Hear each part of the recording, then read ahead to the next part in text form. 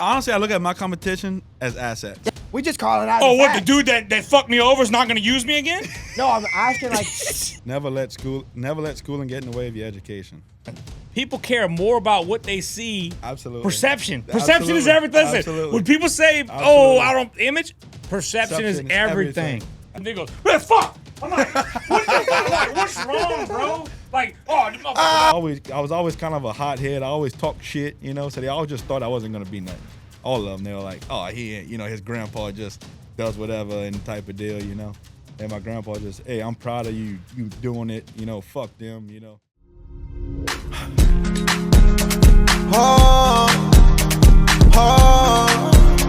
Miller about the fucking flex.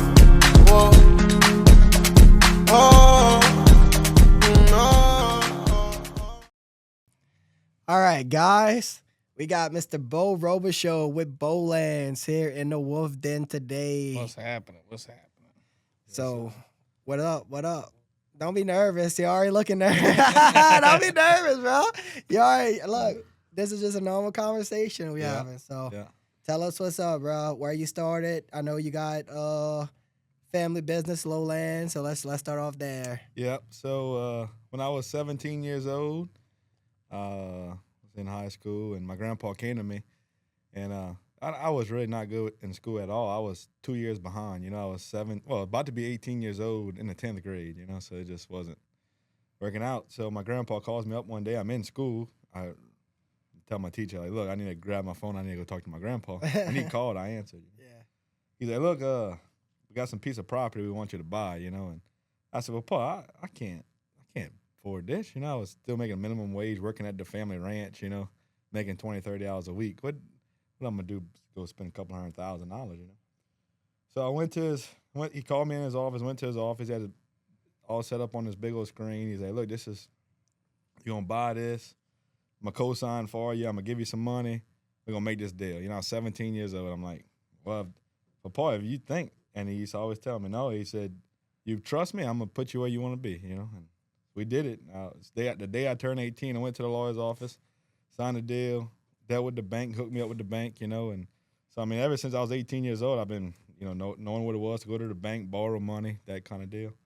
And so after that, he threw me in a big situation, running some big 375, some 390 Caterpillar excavators, I'm sure you know. Oh, yeah. By that size machine, you know. On barges with tugboats and that whole nine, doing coastal restoration work. Started in Brownsville, Texas, Freeport, Texas, Lake Charles, Port Aransas, passing. You know, done that whole deal for 3-4 years, probably 5 years working for Lowland doing that. Kind of just got thrown to the wolves, and you know, Grandpa ended up passing away, and just, you know, family drama. Just kind of wanted to go do your own thing, and so one day I woke up and I said, you know what, I'm gonna sell this property, I'm gonna sell this house, and a lot of people, you know, told me my grandpa would be mad about it. He was already dead at this time, and I said, no, I said, he gave this to me as a crutch, so I'm going to use this son of a gun. So I sold the place, took that money, started. The girl I was dating at the time's daddy hooked me up with, he got me in touch with the right people. He got me my first big job, you know, and went to work and never looked back. You know, we're going on 4 years now.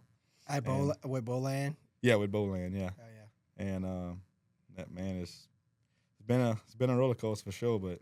Well, no, I know this ain't a sensitive subject. I know you were just talking about it. We were kind of laughing about it a minute ago. But, like, tell us kind of like how your grandfather had passed. So we had a place in North Louisiana. My grandmother falls out the shower, shatters her shoulder, and she kind of didn't want to go back. So my grandpa said, well, we got to start looking for another place, because if you don't want to go there, you know, your grandma got to be able to enjoy wherever she goes. And we looked all over the place. I think we went to South Carolina, you know, Tennessee, all over the place. South Texas, West Texas, everywhere. Well, we ended up coming on this place in North Alabama. I mean, way, way up North Alabama. And they might call it rolling hills, but it's mountains. You know, I mean, it's straight up and down. It's pretty rough terrain up there. It's rocky terrain. Well, second time, he just bought the place. Second time he was going. So this is a pretty cool story. I'm going to kind of put this in there. So I'm on a job in Lake Charles. putting out rock in the Intercoastal. Me and the superintendent on the job got into it, you know, and kind of got in a little pissing match. I said, this was a Wednesday night. I said, you know what, screw you, dude. I said, I don't fucking need this. Told the boat captain, I said, bring me back to my truck. Bring me back to my truck. Got in my truck. I called my grandpa. He kept his cell phone in his pickup truck, so I had to call his house phone. After business hours, you had to call his house phone. So I called the house phone. I'm tearing up, you know. And my mom answers the phone. She says, Beau. I said, Mom, I need to talk to Papa. And I'm tearing up. And at this time, my grandpa still ran the day-to-day. You know, he still was the head dog in charge of Lowland. So I'm like, Papa, I need to talk to you. I walked off the job, and I'm crying. Like, I'm thinking I've done the worst thing in the world. I just walked off the job, you know. He said, look, come home. And I'm all the way in Lake Charles. Come home. He said, I'm going to talk to you in the morning. So that was Thursday morning. He pulls up to my house 7 o'clock in the morning. And if you knew my grandpa, he didn't get up early. 9, 10 o'clock, he didn't get out the house. 7 o'clock in the morning, hitting his horn. So I get in the truck. So he was ready. He was about to talk some shit. He about to lay it down. He about to get that wise old knowledge. Hitting the horn on your ass. So he said, get in the truck. Oh, I get in the truck with him. He's telling me a story about when he was a young man. Dude, every grandpa does this with their kid. With their grandkid. Because same exact thing. Oh, yeah, same thing. Whatever. So he calls me in the truck. He's like, look, he said, I want to tell you a story. He said, and I told him, I said, you know, Papa, I was younger at the time. I'm still young, but I was younger at the time, you know, and I probably was still had like a, you know, I'm the best, when you're young, you know, I'm still only 26, but this was 5 years ago. So, you know, I thought I was like on top of the world, like, you know. And I'm like, you know, Papa, they just don't respect me and all this bullshit, you know, and just what young men do, you know. What I was about to say earlier, like, cause you told me like a couple times like where you had to get like pissing match or whatever with a few guys or whatever. I just don't see like you like being like the guy like what are they even like mad about? Like, what are you doing? Because I'm the owner's grandson. Right, no, that's what I'm saying. Like, what are you doing wrong? That's it. That's all it's gotta be. But what I'm saying is, what I mean by it is, like, anytime that I ever seen you, like, even on the job site, the one time that I went on your job site or whatever, or whenever you did work at my house or whatever, like, you fucking did. That's it. You did what you needed to do. You know what I mean? Like, and that's how I always was. And but that's how I am. Let me go do the work and leave me the fuck alone. Yeah. And then when I'm done, I'm getting the fuck out, and that's it. Yeah. So he pulls up to the house, get in the truck with him. He's like, look, I want to tell you about a story. He said, I was a young man, and I went and worked for this. At first, he was actually a mechanic straight out of the military. And he was I think this was actually before the military, straight out of, I don't know what they called school back then. This was like probably a in the trade 50s. school, probably. Yeah. One of them. So he straight out of school, he was a mechanic, and he went. I think they just called it school. Yeah, I don't really know what they. Which is probably what they need today. Yeah. Whatever schools they went to, that's what they need back in the day. So he's just telling me, he said, you know, I was working for this engine company, and the owner of the company was telling everybody, they was sitting in a meeting, sitting at a table, and they said, you know, look, Bubby, my grandpa's name was Bubby. He said, look, Bubby's going to do this, Bubby's going to do that. And he said, a couple of the other people that was working, some of the other employees were like, Bubby can't do that. You know, Bubby can't.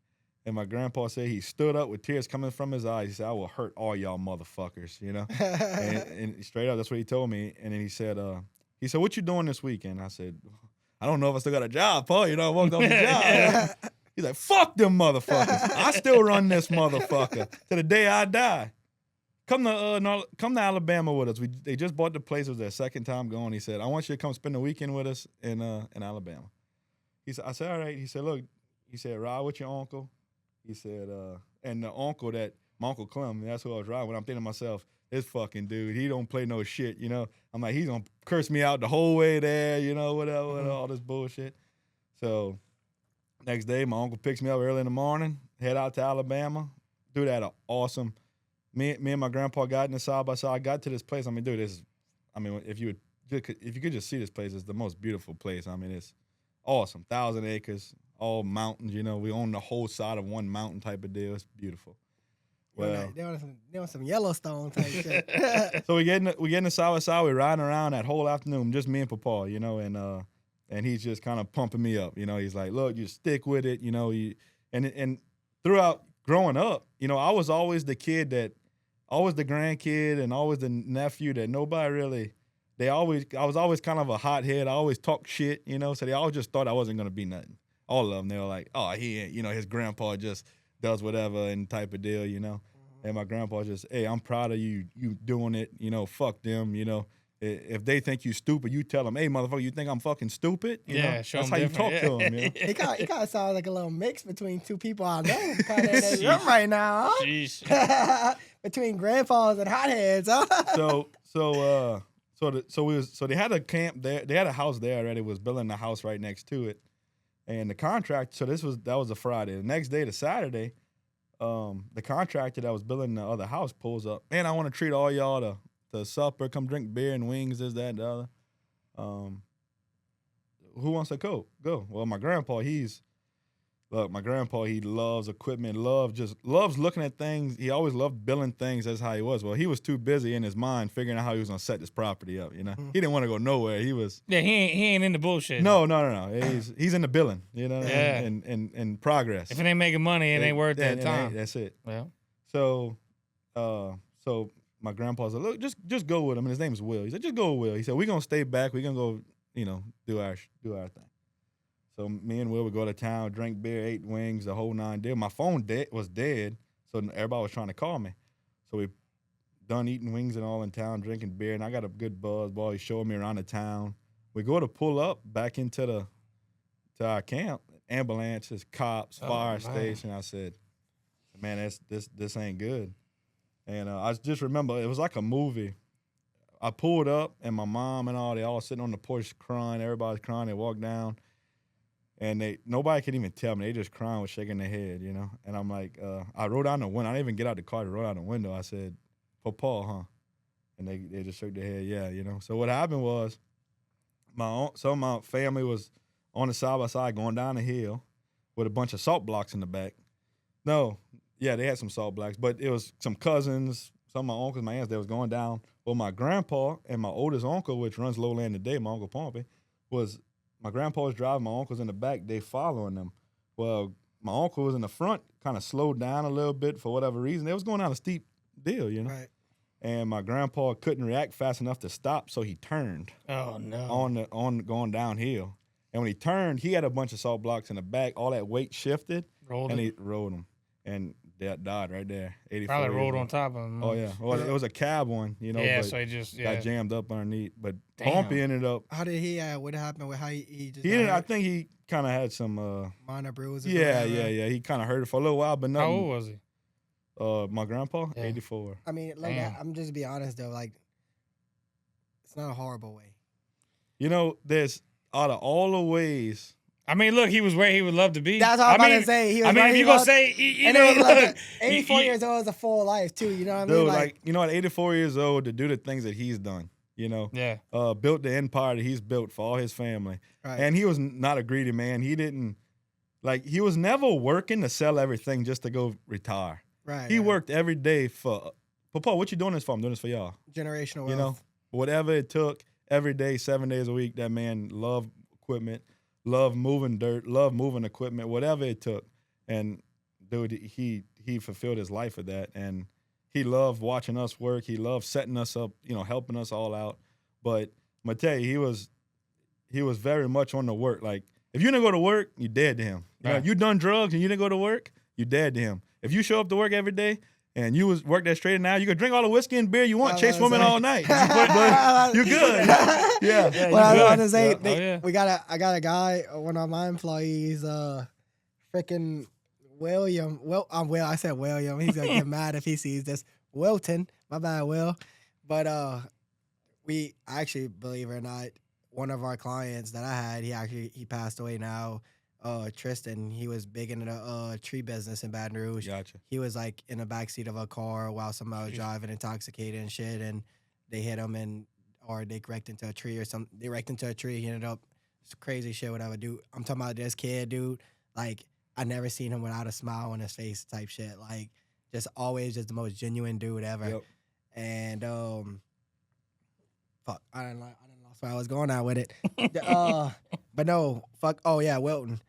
So Will, we had a job site for him one day, and we did like in BR or whatever. And I know Will, Tristan's like, He started sniffing like that. I'm like, what you doing, dude? I was like, what you smell? He was like, bro, you don't smell your boy? I was like, what you mean? And I kind of like went over to Will. Dude, this dude smelled like straight vodka. And I was like, damn, Will. I was just thinking to myself, like, thank God this isn't like a hard, like, he was a hard dollar client, but I was like, thank God it's like a client like this that it was like cool. Like, he was like, hey, look, at least he showed up to fucking work. You know what I mean? He's here working, you know what I mean? So I was like, hey, look, I get it. So I'm the same way. As long as you show up and That's you do it. That's it. That's Dude, I remember one time, it was the year before Hurricane Ida. I don't know if y'all remember. We had like 5 storms come and hit us directly, but every single one of them turned at the last minute. Oh yeah, it was. Oh, okay, yeah. Before Ida, year before Ida, they had 5 storms coming straight to us. Oh, and then like one. That was a couple that pretty much destroyed Texas. Yeah, and destroyed all the They kind of went up Texas. that way. Yeah. So all the local bigger contractors was working all them storms. You know, what I mean, we would work 5 days straight, no sleep, and all of that good stuff. But I'm like you. I lost my train of thought. What else? Well, no, I was going to Texas before the storm, but that's what I was about to ask you though. Are y'all like still having it? Like, are you chasing that type of work still? Like, whenever that comes? No, when I first left Lowland, started on my own. That's when that bad storm hit Florida. What was that storm? That was in 2022. It wasn't Laura. It wasn't Ida. It was. No, it was after Ida. It hit Francine. No. Was it Francine? It just hit Florida. I know which one you're talking about. Because I had a cousin. Oh yeah, that's the one that tore up the whole panhandle right there. Yeah. Hey, Ian. Ian. That's it. So when I first started, I didn't have no equipment. I had a dually truck, a gooseneck trail, and a Mass Ferguson closed cab tractor. Whatever I could do, that's what we did. And so I got in touch with some friends from ES&H, and they was, hey bro, whatever we can fit on your trailer, we sending you. Dude, I'd freaking haul ass down there, bring shit all week long back and forth. Pull over on the side of the road, 30-minute nap, wake back up. I didn't even take a shower. That's what you was doing. You was hauling it. Like, dude, that's all I was doing. That's all I was doing. Hauling man camps, for for some other little outfits out in Baton Rouge and stuff. But that's all I did. And that was the first year. Yeah, dude, I just did whatever. You ain't never, if you was doing all that, you never messed with the FEMA shit, like with the trailers and all? Well, I do that now. Oh, you do? Like what you do? You go pick up trailers and No, you're saying, like what I'm saying is I do like a lot of dirt pads and stuff for. Oh, yeah. Well, yeah. We're talking about like how he does with LA Restore, like how Patriot does, and like y'all go in and put the free trailers and all. Yeah, so they'll do. People. Yeah, he does the opposite side, like I do the demos and the dirt pads. Yeah, so like if they don't need the demos or the dirt pads and they're doing the pilings, or they call you, right? Right. Pretty much the same thing. Same thing, just we don't ever run into each other because I'm not doing the pilings.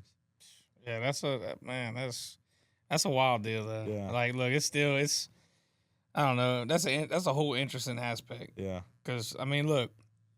And I don't even know how this is all going to pan out because, look, even though we're putting these trailers up 19 to 20 feet up in the air some places. And, look, they still make these people carry insurance. Yeah, I don't get the point. Well, look, so they carry the insurance because, obviously, they're protecting their investment, okay? It's a government program. Well, to me, the biggest thing that's going to happen is, look, supposedly they're paying the insurance for like a year. And then everybody else got to do it. Well, then they're turning it over to them. They can't afford that. Well, what's going to happen? Yeah, listen, look, I don't know about y'all, but my insurance in the last year doubled. Yeah, they ain't got to afford it. So everybody. So what's gonna happen when you turn it over? So what they're gonna say? Well, I can't pay for this shit. And these people can't afford it anyway. That's how they get a free house. So what's gonna happen? Right. They're gonna call us and say, hey, we need you to come take this house down. Yeah. Well, then and then also you got the other thing where it's just like all these insurance companies, they don't even want to back nobody from around here. Like they got companies dropping out left especially and right. Mobile homes. Like who wants to insure that? Well, the problem is, I mean, look, it's not like a house where it appreciates. I mean, the minute it's like a car. The minute you take it off the lot, it's done. And I'm not gonna say who wants to insure that. What I'm saying is, who wants to insure that 20 foot in the air? Who wants to insure that 20 foot in the air in South Louisiana? Yeah, in South Louisiana. Well, listen, it's a tough sell. I mean, think about it. We have a big storm like that. It doesn't matter what you got it on, how well you got it strapped down. Look, what? That's what I was about to say. Like, that thing's going. Like that. Man, I mean, listen, I'll tell you this right now. I don't know who's got the balls to stay in those things for a storm, but you wouldn't be me. I wouldn't stay in there. Well, Yeah, that's a good point. Then they blocking these things up 5 or 6 foot in the air some places. What you mean? They blocking, like cinder blocks. Yeah, with no cross. Yeah, no cross support, no, not just blocking them up like Yeah. a regular. Now, there's rebar and concrete poured through the columns, but still, bro. Trust me, I already know. We put them up. Hey, trust me, listen, we put them up. I already know. I don't understand. I mean, look, That's that's kind of the deal. Like, you know, we don't get involved in the piling part, the building, and all that stuff. Listen. Me neither. Hey, look, well, that's my deal. Look, you tell us where you want it. Okay. Hey, it's good right there. You sure? That's yours. Okay. That's your baby. All right. Come on down. We out. The hell out of here. No, straight up. Straight up. Quick, huh? Like, look, honestly, like, sometimes we leave these things and it's like, man, I can't believe we just put it up on this structure because, like, we're like, hey, come on, let's hurry up and go. This thing, I mean, like, no, seriously, like, somebody's like, and look, they're doing it. So somebody's approving this. Somebody I know that we all know. Ain't gonna name drop, but he's putting pollards in the ground 4.5 foot in the ground, sticking out 20 foot, and like just sticking them in the ground, cementing around them. They putting trailers on top of that. No. All right, now let's think physics here. So you have 4 foot into the ground, 20 foot on top, and then how much weight is gonna be the trailer on top of that? How much them trailers weigh? Oh man, so look, it depends, but hey, they're getting heavier. What? Look, wait, we had one the other day. It was 40-some thousand That's pounds. about actually, I say about 40,000. Okay, so one bad storm, one bad thing gives out one thing. Hold up, I got one for you. Look, I ain't gonna name drop neither, but you know what? Hey, I'm not talking about the same guy. Here comes the name. I'm not about to name drop. Here comes the name. Nah, not today. You ain't gonna give me the name. That's what I do. That's what I do. Yeah, that's what Nick does. Oh, I'm not gonna name drop, but no, hey, blah, blah, blah. I'll be like, nah, hey, I ain't gonna name drop nobody. James Smith. You know what I mean? Like, yeah, fuck him. John Doe. You know what I mean? Like, no, but hey, look, for real. Look, yeah, this shit pissed me off. Fuck, I hope he watches this shit. Cause like I ain't talked to dude since. I got him all kind of fucking work. I put his name out there. I told him, I said, look, yeah, use this dude. He does good work. This motherfucker goes and puts pilings in the ground. Doesn't even cement the bitch. Fucking drives them with his fucking excavator. And we were going to go put the... I said, hold up.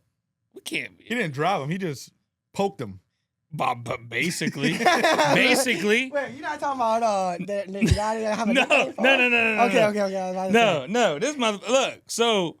Like, look, he was getting good money. Now, he gonna say it ain't good money, but I mean, fuck. If he'd have done it right, he probably could have got good money. So whenever you do something like that, though, tell me, like... It's engineer. So, look, you got to go by engineer drawings, obviously. Yeah. So, like, how deep is the whole thing supposed But to go? the problem for it was, to be with this government program, there ain't nobody checking. overseeing there, checking. There's nobody there's no quality. overlooking you. Yeah. Well, that's I mean, I don't know about y'all end, but not my end. Well, no. No, fuck no. Well, listen, I'm gonna tell you, we run into some issues every now and then. Like, well, are we gonna get in trouble for about talking like, will y'all lose business over this? I don't know. No, I mean, no. You know what I mean? Like, I don't. No. I'm just But wondering. no. We just call it out. Oh, as what, fact. the dude that fucked me over is not gonna use me again? No, I'm asking like these government programs, like they might see this and shit and be like, well, these guys are doing the work and they're calling out all this shit right now. Yeah, but we do it right. I know, We're but talking that's about what I'm people that saying. don't do it right. What? That's what I'm saying, though. But the people that don't do it right don't work for the people that I work for. Okay. You know what I mean? No, it's not. No, it's not about doing it right. Look, Somebody's approving the shit, obviously, and it's happening. No, Who's watching it with our part's simple. We lift. You lift it up Yeah. and you put I get it from the ground to the air. Yeah. After that, it's on you. Well, no, that's what I'm saying, though. So, No, look. it should there not be some type of quality checks? Because, like, at the end of the day, like, look, if you live around any of these other structures, Well, listen, What? listen. I don't want a trailer but it coming doesn't flying even into my house. It doesn't even matter because look, I'm gonna tell you what happens with these government programs. It's all the same shit. Look, the prices go up. The prices go up with insurance and all this other stuff, and they expect you to just stay at this low cost. Look, we recently had an increase. We had to go up on prices, so we had to go tell all the people like, listen, this is our new price. for what, cranes? Yes, for doing these Yeah, jobs. everything. I went to. I'm demoing some trailers right now. We go to the landfill, and they just. I think they went up. I'm not 100% sure. I don't remember Where, what it the was. landfill? But it was probably Bro. It was probably $10 a ton that they went up on their prices. So look, I got a funny story is- about. the landfill's going up on the prices. Like, Yeah, for you to dump. So look, I got a funny story about that. how much? How big? Yeah, but and you dumping $20,000-$30,000 loads. No, No, I mean 20, 30,000 pound loads. I'm sorry. Oh no. No? No, 25-yard dump trailers. You know. Oh, so what, it's like a couple few tons? Yeah. Yeah. Okay. I got a funny story. So we took a dump trailer. So we went to go. So okay, that's back when we had a few pieces of rental equipment and stuff like that. All right. So we had a dump trailer. Yeah, guys. Hey, but just for the viewers, these guys right here, they used to do business together, and they didn't even know. No, I know that's that they crazy. did business That's together so crazy. I through know. different companies Yeah. that both of their families own. So we'll just put that out there. But so look, we go. He says, "Man, I got to get rid of this stuff at my house, all this extra wood and stuff." Or was that a lot or something? I don't know, bro. Whatever. Anyway, so I said, "Look, we use the dump trailer. We'll go dump it at the dump." Well, because we had a sticker on the thing, dude, they charged a commercial. Yeah. So listen, I told him, I said, "No." Oh yeah. So wait, I told him, I said, "No, we don't rent this." I said, "This is just whatever. We don't rent it no more." Oh well, the sticker, man. We even took the stickers off. All right. So look. So I'm like, I'm trying to help dude out. I'm like, look, I ain't paying for his shit. I'm like, look, we go dump it. So then now they ask you all kind of questions. They're like, oh, where'd you get it from? Yeah. I'm thinking, what the fuck difference that makes? Okay, like it's trash. Like I'm coming dump. So they want to know an address because you go to certain dumps, like whether you go to Shreva. They want to know if you're in Terrebonne Parish or But they LaFouche. charge you a different price. No, They do now. They do now, but you got to be in a certain area. So this was crazy. So we pulling up. So I tell the guy, who actually do work for me at the time. He's like, look, we just gonna tell him it was an old shed I had in the backyard. I said, okay, fuck it. I'll go to the store. We'll tell him. I'll talk that shit. So we pull up to the waiter and it's like, oh, hey, how you doing? Like, yeah, we just got an old shed in the back and we just gonna dump. She's like, oh, what's the address? I'm like, hey, bro, what's your address? He's like, such and such tells the address. All right.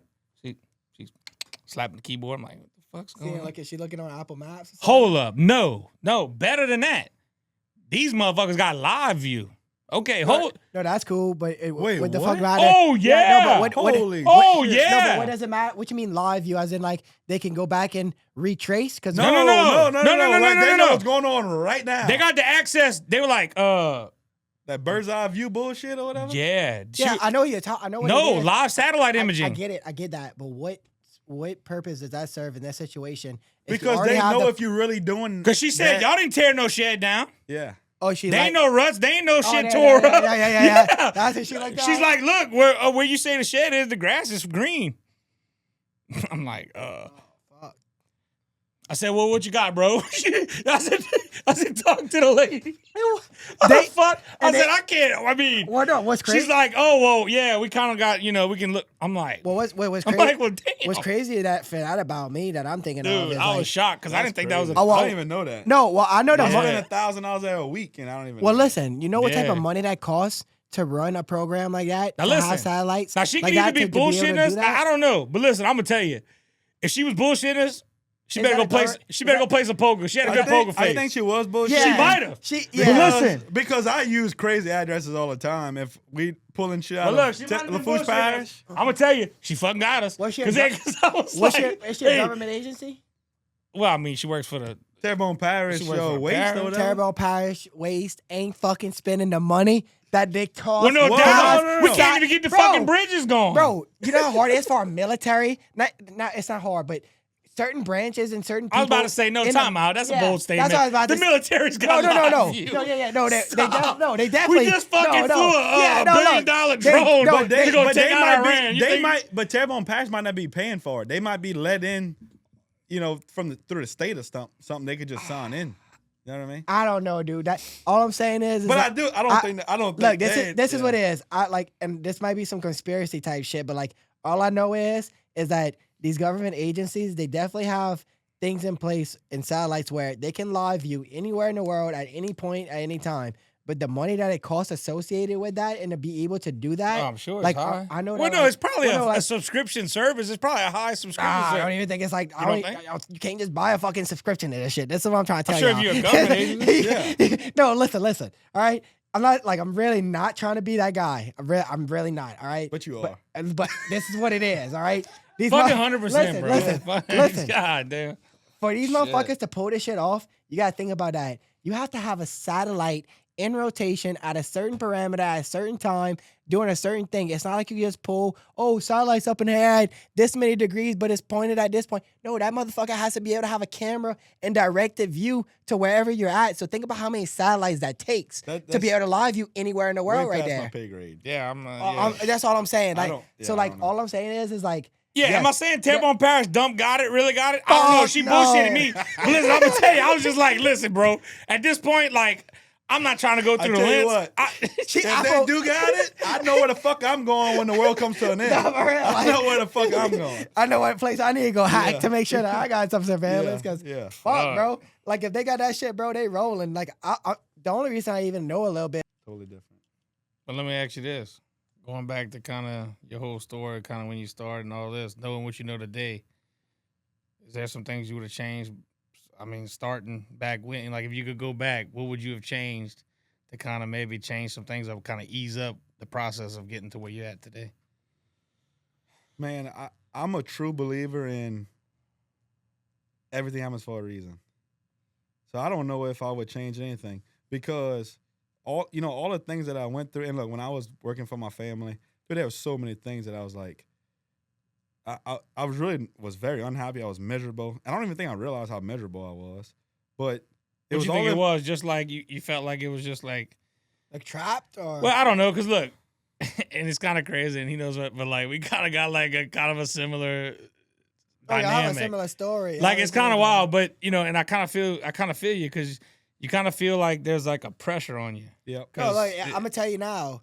You don't know it because he didn't say, and you never really heard his story or whatever about like whatever. But like literally same situation about like how like your grandfather favored you as the kid. But look, I'll be honest. Like, look, his grandfather favored him as the kid because he was always the one that was actually doing. With him. Yeah, well, he was always the one that was actually doing shit. But look, I'm gonna tell you, not to say like you said everything happened for a reason, but look, my grandpa's 92 and he's like miserable right now. Really? Well, it's just like he's kind of he's hard to function. Like he was like, man, shit. If I was to, matter of fact, he told me, he's like, if I was to go, he's like, shit, I wish I'd have went like at 80 something. He's like, fuck this. He's like, this is bullshit. He's like, I can't do nothing anymore. Because he was a well, man of he was a in man his of progress. Well, he was in he was in kind of like your grandpa. Yeah. He was still able to do shit. Yeah, yeah. So in a way, I mean, I know it's a sad deal, but he still had, your grandpa still had his right. wits, and he was. That's right. He ended it in a. And that's why in a banging way. It was it's kind of like hard way. It was hard to deal with. Like, man, my best friend just fucking died. I have nobody. I didn't have nobody at Lowland to help me get where I was. I mean, my uncles, I know my uncles would have never left me on the street. My family would have never left me on the street. They always took care of me. But to really get me to that next level, I'm like, I really ain't got, my uncles got their own sons. And my dad's the youngest boy. So he's the baby brother, you know what I mean? So but my uncles, the ones that really are running it, they all got their own sons to worry about, So I'm like, man, so you seen the opportunity, you had to go. Yeah. I was like, I just don't know. I just don't know where my future is here, And look, I thought about. I'm like, what do I do? And dude, it was miserable. It was tough. And everybody tells me today, like, man, you had the balls. Bro, I didn't have the balls. I didn't have a choice. I had to get out. And I knew that I couldn't go work for somebody else. You know what I mean? Growing up in a family business, the whole deal, I was like, there's no way I go work for somebody else. That's crazy. Now that you like say it like that, like, cause like I don't even thinking about like my own personal story. I don't even think about like that. Like I usually say like, yeah, I had the balls to start my own shit and like do my own thing and like took the risk and all. Which you do need a certain level of balls and fucking whatever to actually do it. But then at the same time, like I was kind of put in that situation where I know I'm never gonna be successful working for somebody else doing that thing. And then this is like kind of like the motion. But I was always that guy that at 18 years old, I always thought I was behind. I always wanted to make more money. I always wanted to have more responsibility. And my family was always like, dude, you're doing plenty. Just stay where you're at. And I'm like, I was peeling out. Good enough. Ready to go. Nothing. And even to the day, I just, and I think that it's a good thing, but it's a bad thing. I never feel like I'm doing enough. I always feel like I'm like, it's hard. It's really like a demon in your mind. Because you never feel like you're doing enough. And you look at all these other people like, man, look what and I'm not even one of them that's like, oh, look what they got. No, but like that, I try to pick people's brains all the time, like especially people like y'all, other young business people. Like, okay, what worked for you? What got you? What stuck you out more than anybody else? Yeah, because you're gonna have similar struggles. That's right. We all, and I feel like for the most part, when you talk to young businessmen, even the older crowd, of course, that was a whole nother world, man. That they lived. My grandfather was coming up. I think that was a lot easier. Yeah. Not say, I hate to say easy. No, but not necessarily. It was more opportunity. I believe so. Well, I think what it is. Look, let's be honest. Yeah, we're on a podcast and it's media product, but. Look, when you take the social media aspect out of it back then, there was less drama. That's right. The drama and the it changes the aspect of it. And I tell this to everybody. People talk about depression and anxiety and all that. And I'd say this all the time. The problem, nobody had depression and anxiety back in the day because, well, first of all, they didn't even know what that was. Second of all, you can't just go, if you wanted to talk to somebody, you had to go ride to their house. Yeah. There's too much information at your fingertips. Well, yeah, even that, but like how you saying, like that's overwhelming. Well, look, it stuck with me when you said that the grandpa had the phone. They always kept it in his truck. That's not even a thing nowadays. No. Listen, that phone's in my pocket or in my hand. It's not good. I've been keeping my phone. No, out but what I'm saying is like sperm killers. Don't keep them fucking phones. The what? Yeah, them phones. Listen, bro. I'll be honest. I'm I'm done having kids, so if that's a thing, fuck it. Hey, look. I've been keeping my phone out of my shit just because I don't even want it. Like, well, you need to get that machine that you just. Hey, we can get it. We can try. But no, it's going back to talking about if there's anything I could change. I would say this though. I think whenever there was a point in time. So I left Lowland. Well, when I left Lowland, I had a couple $100,000 worth of limestone parking lots lined up, 100% ready to go to work. So we started that. So, and then also I had a wad of cash from when I sold my place. So I had a little bit of money, so it wasn't terrible. I say this all the time. I don't know how people start with nothing. Because, dude, I started out with a head start. With a head start. And I'll be real with you. I started out with nothing. That's tough. And look, nothing. No. The thing that I had was my mom for my education, but like I started off with no support from nobody, no money from nobody, no. Dude, nothing. that's you started 3 miles behind, 100 miles behind me, It's just, and that's tough, dude. I'm telling you, if you can, and I always say that if you can make it from nothing, dude, that's admirable. I had the last name, I had the family structure, like, oh, this is where I come from. Well, then I'll even put it to you another perspective.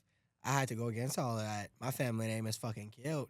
My people from Pierre Bard and shit, they don't fuck with no Sanchez's. Yeah. They whenever my papa Sonny, whenever he was running shit, it was known like if you did sheetrock or got sheetrock work done or whatever, it was done by the Sanchez family and all. And then once my dad and his brothers and shit, they all started, and then they had their struggles with drugs and all this other shit. They all split apart and did all this, and they ran it all into the ground. So it's just like, you want me to be really honest with you? I'm the only fucking guy in my whole entire family that ever graduated college. Oh, I thought you were going to say. I thought you were going to different. I was Yeah. Damn, he's about to get some flack. No. I'm the only guy in my entire family that's completed college. I think they have another guy that he did like a culinary school, but I don't even consider that as a college. There's one of my cousins. And he said another guy like he don't know who it is. No, I know who it is, but like he completed like a little 2-year culinary thing at like a little Baton Rouge culinary deal. Like I am literally the only guy in my entire family from my dad's side that graduated and actually is like doing shit. But I got a quote for that. Never let schooling get in the way of your education. You know what I mean? Just because, and I'm not knocking you. Hey, that's fine. My twin sister, 100% school, all this, all that. You know what? She got more degrees. The girl's smarter than anybody I know. But she lives with my parents. She ain't doing nothing right now. Nothing. Yeah, you can have the degrees. If you don't put it to use, it's wasted. Assholes and elbows, dog. 7 days a week. That's what it takes. And it's really the grind and the hustle, too. Yeah. Like, on top of all of it. So, like, that's why I say, like, the college situation, like, yeah, that gave me a boost and gave me, like, some credibility or whatever. And, like, that's where my mom and all helped me out. But, like, whenever I actually, like, started my shit, I started my shit with, like, $0. I was living in the house with my roommates, like paying bills like that through working and shit. Yeah. And I fucking just built it up. But like it's like it's a crazy fucking game whenever you're trying to build it up, and then you got like these other things. Like you start getting employees and you start getting all these other bills and shit, and then all of a sudden you build up and you see like $25,000, $30,000, $40,000 in your bank account, and then the next month comes Something happens. No, not even something happens. Just your regular bills and shit, and then all that 30,000 just went down, and now your bank account got $4,000. Easy come, easy go. Yeah, that's what I'm saying. Like, Dude, it's just that is a science of business though. That's just that's part of it, and you know, dude, it's been a roller coaster for me. Like I was saying, I started out with a bunch of money, started do all these jobs, bro. Dude, I thought I was the top of the world. I'm like, shit, I got it going on, you know. But I didn't have no equipment. I was renting all my equipment, getting started, you know, type of deal. And dude, I would go do a big job 1 month. I wouldn't work for 2 months. I just party straight, you know. So it really hurt me like a little bit. Yeah, you know? you was just because my mindset You was had like, to come back and get humbled. I kind of had it too easy. Right. I kind of had it too easy my first couple of years. He was just like my boy Tristan who passed away. So what he would do is he was making fucking guap. I'm talking about like he go do a tree job or whatever for like these high-end clients in Baton Rouge. And then he would, no, I'm talking about like literally like $20,000, $30,000, $40,000 jobs or whatever. And then that next weekend, after like the week's over, he's taking him, like 4 dudes and like 10 girls to fucking the Dominican Republic or Mexico, Cancun, wherever well, it might I've done be. that in Thibodeau. Yeah, like Look, we had a guy like that one I'm time. serious. Not over here, but then he would blow it and Yeah. spin it all, Go and back then to go back to work, work. Yeah. and then make it all back. hey, look, we again. used to have a guy work on the boats for 6 months at a time. He'd take a week vacation out the year, and he'd go back on the boats. When he took that week vacation, Blew all his money. he'd go to like one of them fancy hotels or whatever casino hotels, Bring a rent the bunch of penthouse, blow $100,000 in a week. Holy crap. $100,000, hey, blow $100,000, boom. Spend $100,000, all kind of bullshit. Hey, wild out, and then go back on the boat for 6 more months. That's what he did every year. Yep. But he was, yeah, I guess maybe if that's Hey, if hey, the job, hey, that's- come to the office, park his Mercedes at the shop, and then go on the boat for 6 months. So I get to the point where I'm writing $10,000, $12,000 checks. That's when we really started getting like a normal business, you know, like a legit business. right. But $10,000, $12,000 a month, I was writing a check. I'm like, man, I can't screw this. I'm going buy some equipment. So started buying equipment. Had to go to work 7 days a week, you know, and started in the mix of all that. Started a rental company called Buy Rentals of South Louisiana. We had roll-off dumpsters, me and another guy. We had roll-off dumpsters, went by all kind of excavators, skid steers, dude. We had it going on, blah, blah, blah. And That's not where it's at. oh, dude. He'll tell you. Lucky. I'm telling you, I am very lucky. So that was like the first year, like I really was like established. We was doing a bunch of work, had all this, the roll-off dumpsters, had the equipment, dude. I was like, well, we rolling, you know, you know, dude. I'm telling you, we lucky that we didn't go bankrupt on that deal. I mean, I was able to sell everything off and Kind of get out of it. kind of get out of it, you know. I mean, that's basically why you got out of that, right? Because like it's just Well, it's competitive, not- man. competitive, but then besides being competitive, it's also Look, like, let me be it's not honest. feasible. Well, no, look. The problem is the equipment prices keep going up and up. And then you have these people coming in and dogging your fucking equipment out. Yeah, listen, we had a second- brand. Listen, this is crazy. A brand new link belt excavator. I'm talking about. We paid I think it was like $120,000 for this thing. Beautiful, brand new. I mean, 0 hours in this bitch. Some dude put gasoline in it. No, not even Nah. that. Hey, dude rents it. He's doing some shit around his house, whatever tree. Tosses the fucking tree through the cab, like to kill him, bro. They never tell you what they doing with it. Fuck, either. bro. No, that's the thing. So like, you know, they just. If you ask them, try to fill you Oh, out. if you hey, listen, if Oh, you I'm going ask to clean them- out. I'm going to dig some look, dirt. I run Yeah. a machine for 40 years, Yeah. and then you come to find out they don't know what the fuck they're doing. Don't even know Dude, what I had the a controls are brand yet. new John Deere 317 skid steer sitting out on rent down to buy some dude. Fucking dude. So I didn't know. I was in Mississippi digging a pond for my banker. I'm like, Justin, what is this guy going to do with the skid steer? He said he's going to clean up around his house or whatever. He wanted a grapple bucket with it. It's like, all right. Bro, when this thing gets back, he sends me pictures. He's like, call me now. He runs the fucking skid steer through the house. Brand new. Yeah, I got a better one. Shut the fuck up. I got- 70-something thousand Oh, dollars. I got a story. Wait, for you. like to demo it? to demo the house. Hey. Runs the skid steer through the house. Check this out. Hey. No way. Oh, look. I got a better.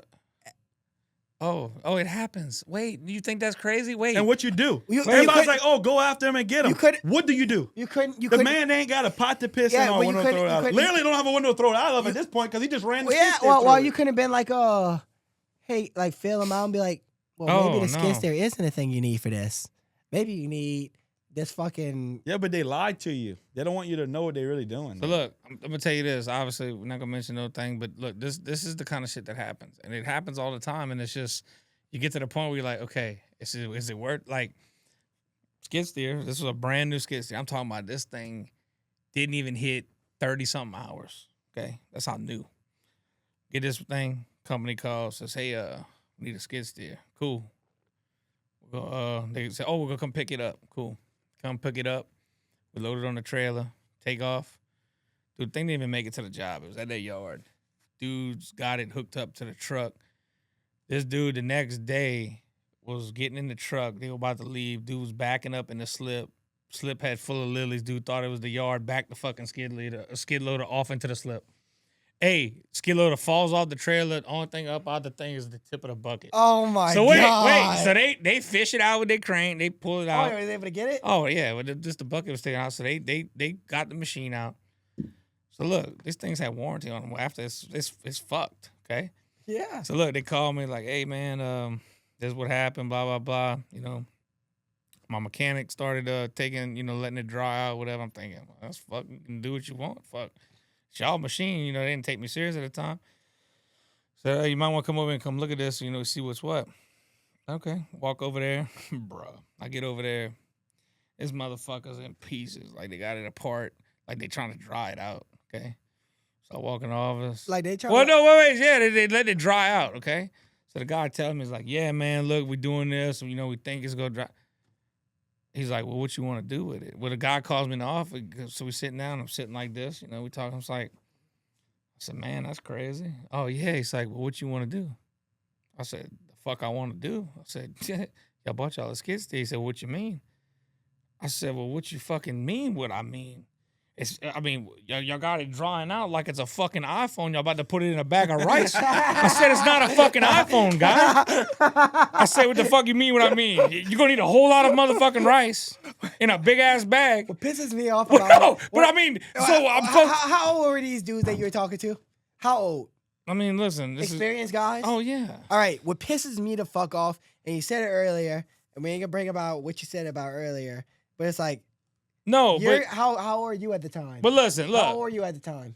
No, this is the point. You gotta hear this point. How old were you? This is probably about, well, fuck, it was 5 years ago? ago. All right, so he was around 30 years old, Yeah. 29, 30. It took the 29 and 30-year-old to have enough common sense to point that out before all these other. Well, look, my point is, listen. But they didn't want to accept Well, it. That's well, the- no, Oh, they yeah, didn't want to yeah, accept yeah, it because yeah, it was yeah. one of their look. So, like, it was kind of like a thing. Now, don't get me wrong. They made it right after, you know, I got pissed off and the insurance ended up paying it out. But it was like a drug out thing. But it's like, so now we got these notes on this equipment that we paying. And then I got a fuck piece of equipment. Matter of fact, they still got that piece. Never got it running from what I understand. Still. Right, and you can't run it. Well, I mean, dude, it's fucked. It's all computers. So what you did, you was able to get, like, you got the money back? Oh, yeah, the full. the insurance paid the Insurance price. paid it out. It was like $55,000. At least you got that. That's all I'm gonna say. But, like, But my point that's is, why like, look, is it's that even it worth look, that but time? Is that even worth the time? Like, did you make anything off of the machine? Oh no. well, you no, never will. Well, You no, never that's will. the thing. Look, we've had one stolen, and we have had one stolen before. Like, Never that's found like- it either. yeah, That's like Bro. that what you call it? Yeah, you watch Landman yet? Yeah. So like how they talk about that, like on like the obviously they don't care, but like the big companies, they'll like have whatever, and like the cartel comes in and like fucking steals their fucking Yeah, and their yeah. trucks and shit. And they don't even report that shit. It's just like But look, it's a you laugh. We used to motherfucking do thing. some stuff out in West Texas. Well, say West Texas, South Texas, you know, all that Yeah, next to the towards border and shit. border and shit. Dude, companies that we used to do shit with, they used to paint their equipment like green.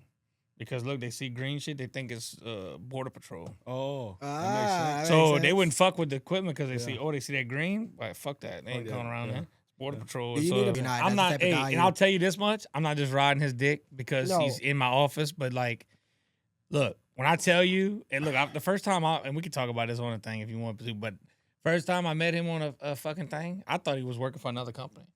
I said, man, what the fuck you doing? He said, oh, I said, you work for them? No, he said, I got my own company. I said, fuck, man. I said, so I ain't doing shit for social media. And listen, when I tell you, we were kind of not really, like, we were busy, but it wasn't nothing like this. And is that time and that consistency too. And look, so it was crazy. You know, I'm like, all right. But I think look, I'm that person. Like, look, if I'm gonna do something, I'm gonna trust somebody. Yeah. Okay, like I'm gonna put my trust in you. If you tell me you can do this, let's see what you can do. Austin was really like I'm one of the not first, like you can that actually did it and gave me all the reins. Hey, I did not buck him. Listen, when he tell me, hey, what you think? Honestly, bro, that's dope. That's dope. Yeah. Looks good. Never gave me no fucking pushback. I never said, oh, fuck that. Because that's not your specialty. That's not my specialty. You don't know nothing about that. Now, look, if he tell me about cranes, or I don't think that, look, bro, you don't know nothing about cranes. And have I ever fucking said anything? Have I ever said anything? Like, no, but that's what I'm saying. Place. You know, that's my point. Yeah.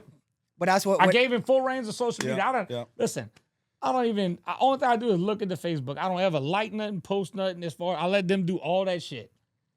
Hey, when I tell you. I mean, look, we started out with barely any followers. Got over 1,000 something followers now. Like, look, posting the traction, our Google list, and you pull us up, we first. Dude, I mean, it's the whole look, I got so many calls right now. Today I came into a scenario where I ain't got enough cranes. I just bought a crane 2 months ago. Now I need another fucking crane. I'm gonna have 9 fucking cranes. I mean, it's just like, so like that's the thing too. It's just coming to well, and then it's also like what he's explaining though is just like. But you can have 9 cranes all you want if you're working every fucking day. Yeah, and that's where you at. Well, you can have 200 cranes. So great. So that's the point that you're bringing up right now. That's what I'm saying. Is what you need is you need first of all you need him. You got 8 cranes working every fucking day. Correct. So listen. Hey, in my yard. When I pulled up, I didn't see one. Correct. I didn't see one. Hey, we can. First thing I said when I walked in. Right now, like this is running.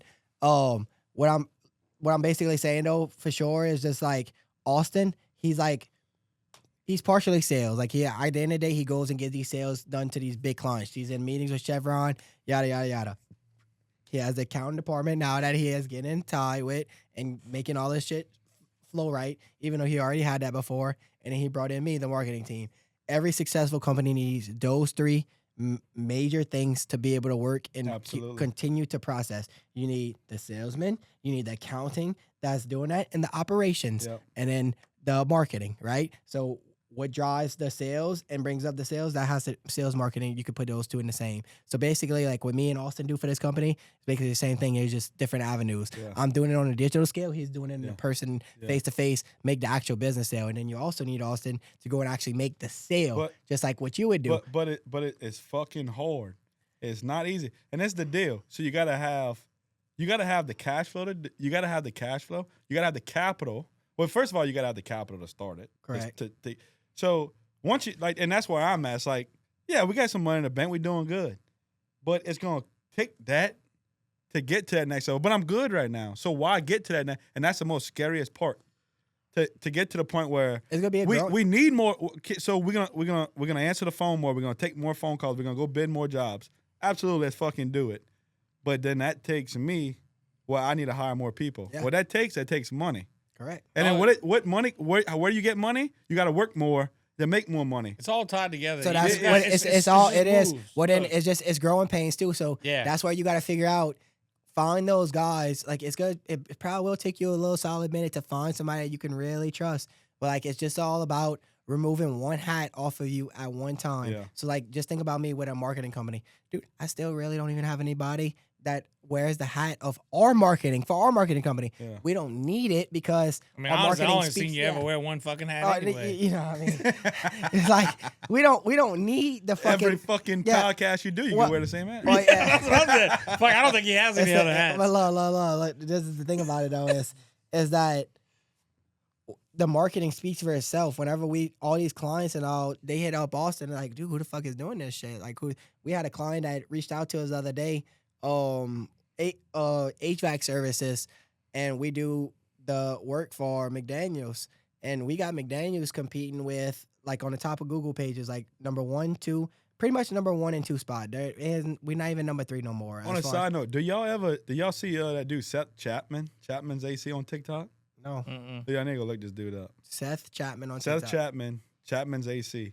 He got like 30 service trucks on the road every day. They all camouflage.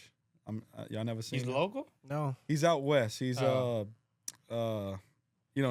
Lafayette area, kind of, that area out west toward Lafayette. No, I never heard. That's crazy. So you I'm guys sure are- it'll pop up now. No, Yeah. well, because your phone's Yeah. hearing us talk. But dude, this dude, same thing. Like, and all he does is, and he's the same way. He got the systems in place. He got the right people in place. He kind of just sits back. He's building a mansion right now. He got a hunting camp here. He got his duck camp here. Got a camp in Grand Isle. Well, he's able to do that because you building these systems and you building the right people. You want to take as many hats off as you can. Yeah. That way you can do the things that you need to do to be able to grow. Like, just being honest, if I wouldn't have Brand, if I wouldn't have Jenna here to do those Michelin, But you would never get to that. And that's where I'm at right now. I can't grow anymore because we're topped out at not say I can't grow anymore. I could always grow. I can't go buy no more equipment. I can't go buy no more equipment because there's nobody else to go Run the do equipment. any more work. Yeah. So all I'm doing is increasing my overhead. So how many people you got now? I'm back by myself.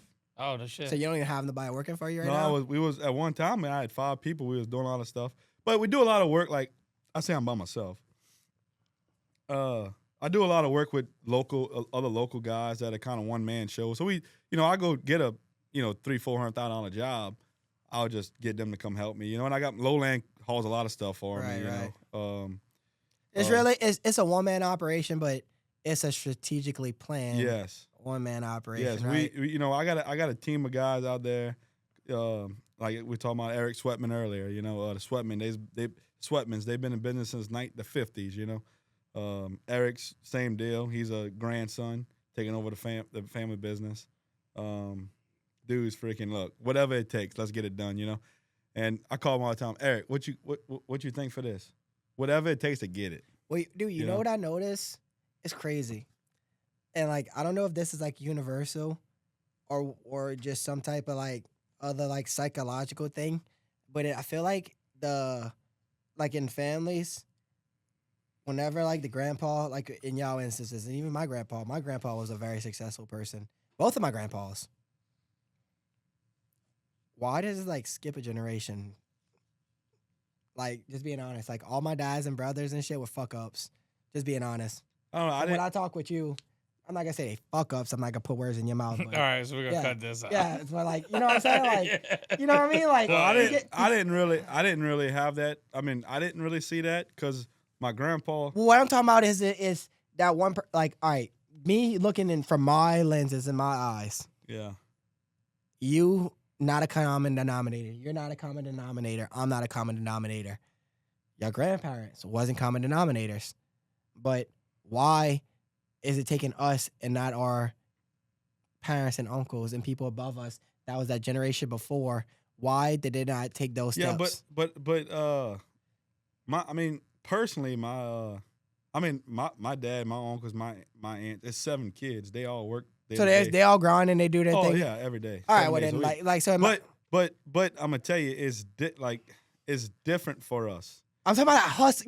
But hold up, it's different for us. It's different for us. My grandfather built Lowland Construction. He said, y'all want to come to work, y'all ain't never got to worry about nothing. But they had to grind every fucking day. Right. So they didn't. It was their daddy. So they didn't have to fucking worry about nothing else. They didn't have to worry about, about stepping outside the plate and thinking outside the box. They just had to show up every day and bust their ass. Yep. As long as they done that, everything was taken care of. The box was already created. The box was already created. And this is the deal. It's not taking nothing away from them. They didn't have to. But what I'm saying is they are the ones that built Lowland. But on the working field side, my grandpa was a businessman. Well, when you get to the 3rd generations, even I know some people are 4th generation. And with the new times and new days, you can't stay in that same old school mentality. You got to grow. Because you know why? It's not that you got to grow. It's what everybody else is doing around you. Everybody else is growing. Everybody else is learning marketing. Dude, growing up, Like Lowland has no marketing. They would flick you off. You go to their They probably office. don't even have a Like, website. fuck you. Yeah, they got a website. Yeah, they do. But like, they don't need you. Yeah. You know what I mean? They Yeah. doing off government work. Correct. They've been in business for so long. It doesn't matter. But it can always be taken up above, like, and that's like the things that we have to like try to like stress out to our clients. Like, yeah, like, look, somebody like them, they might not need marketing, but then let's say we start doing marketing for them. They do this badass, crazy work for all these government contracts. All right, we start getting monetized on YouTube, TikTok, Facebook, Instagram. We just created a whole new revenue stream for this company. But that's what I was gonna say. So same thing. Look at C-Level. See, every fucking time you turn around, like you said when you was with Matt Ory in his podcast, every time you turn around, you see a Matt Ory or Ammo Top, whatever, sign somewhere. Oh, Same thing with C-Level. everywhere. Every fucking corner. And dude, almost I don't know if this for a fact, but I'm just speculating that I bet you a lot of their work is government work. Oh, C-Level? At least 90% of it. More. No, it's so. I and can tell you, when they got awarded that $350 million project. I'm not gonna throw Yeah. too much information out there about them because I do know a little bit because I do some work and stuff with them. Yeah. C-Level has contracts and does work with people that like they don't even let out the information on what they're doing. That's So, what I'm like, saying, though. Yeah, like what I'm saying I'm is- talking about like partner with like companies from Germany. Yeah. Yeah, like shit like that. Like No, they no, got no. no works. And I Like, believe it. But what I'm Yeah. saying is their name is every corner. Yeah, it's and branded. everywhere. Everywhere. Dude, tell me you don't get on the road and you see a C-Level truck somewhere. no doubt. And it Every day I'm on the road, I see a C-Level so truck I'll be real somewhere. with you. So I know the marketing girl at C-Level. She actually just left. Yeah, Kathleen. Callan, okay. Yeah. So she just left. Gotcha. She accepted another position somewhere else. Gotcha. So I'm actually interested to see the route that C-Level goes into Yeah. now, like as far as that. But Because what I'm saying is they don't really need to. You know no, what I they mean? 'Cause- don't. They don't. But they want everybody to see C-Level, you know? And which is so crazy because my family is totally on the opposite end. They don't fucking want nobody knowing what they do at any time. Like, they don't want, if you take a picture and post it on Facebook, they jump in your ass on their job sites. Oh, really? Oh, dude, they yeah, are. well, they more old. They They like, old school. That's what I was saying. And like, it's not that they're not doing it, it's just they old school. But And that's where I come from. well, You that's know? why we have to be careful because it's like we talk to some of these clients and all, and I know how some of these clients are old school and all. And it's just like I even tell Austin sometimes, and we think about it like, Yeah. is this something that we really need to promote on Yeah. Facebook? Because if somebody sees this, will they not try to, copycat it? But right? but it's crazy. So I try to be like Y'all keep on going. I try to be like on the outside of everything. Like, so I gotta learn that new deal. I gotta learn marketing and all. Yeah. So I go do. You don't need to. I don't need to now. But I start doing these limestone jobs for these big oil field companies. Start posting on Facebook, getting phone calls. We don't want our name nowhere. Blah blah blah. Take it fucking down. Oh, really? Dude, straight up. That's wild. Yeah. But you wonder, like, What's the deal with shit like that? I'm gonna be honest with you. I hate that shit. Like, you call me with that shit, I'm gonna be respectful because I ain't got paid yet for the job. Yeah. But if like, no, fuck you. Like, But my point is, like, look, and look, it wasn't that I just didn't understand it's not so much, I don't know if it was what not understand. I just didn't have the time to actually explore it. So, like, when I approached him, it was just like a thought, and I didn't think I was gonna take it as far as I did with it. And I just talked with him. I was like, look, I said, let's maybe, just do some posts on Facebook. But dude, then when he started doing the drone footage and stuff, that was it, huh? but this is what's crazy. This is what I tell everybody. From the time we started the cranes and doing all the stuff, I've been doing the same grind for the last 5 years. Let's backtrack a little bit to like about a year and a half, 2 years ago when first got Nick involved. After we started with the post and about 6 months in, 8 months in, I'd go around and people would say, man, boy, y'all got it going on. Before that, they didn't even know. It's like, look, they would see some cranes and see some stuff. It's Damn, what man, they y'all see. doing this. Because look, when it's in the people's face, people's like, oh, man, look Yes, at you're this. right. Big lips. You're Oh, wow, man, y'all doing all this. And I'm like, hold up, time out. I It's said, kind of like going to buy a brand new black truck, and you never see no black truck on the road. You buy a black truck, you see a bunch. and of look, black I was trucks on kind of the road.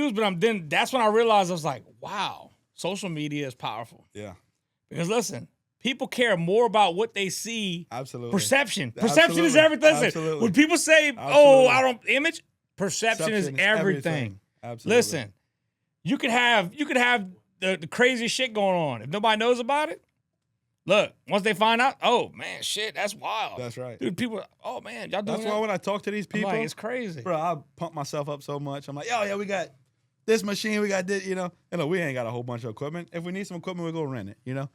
But man, I pump. Hey, look, Perception really is everything. Because what these people don't realize is yeah, whenever you're making money and you're fucking doing all this badass shit and you're doing all this cool shit, that's the fucking time you need to have a fucking marketing company there, it's crazy. recording that shit, tracking that shit, fucking getting that content for you, pushing that shit out. Because guess what? You just did that big ass job and this thing while you rolling.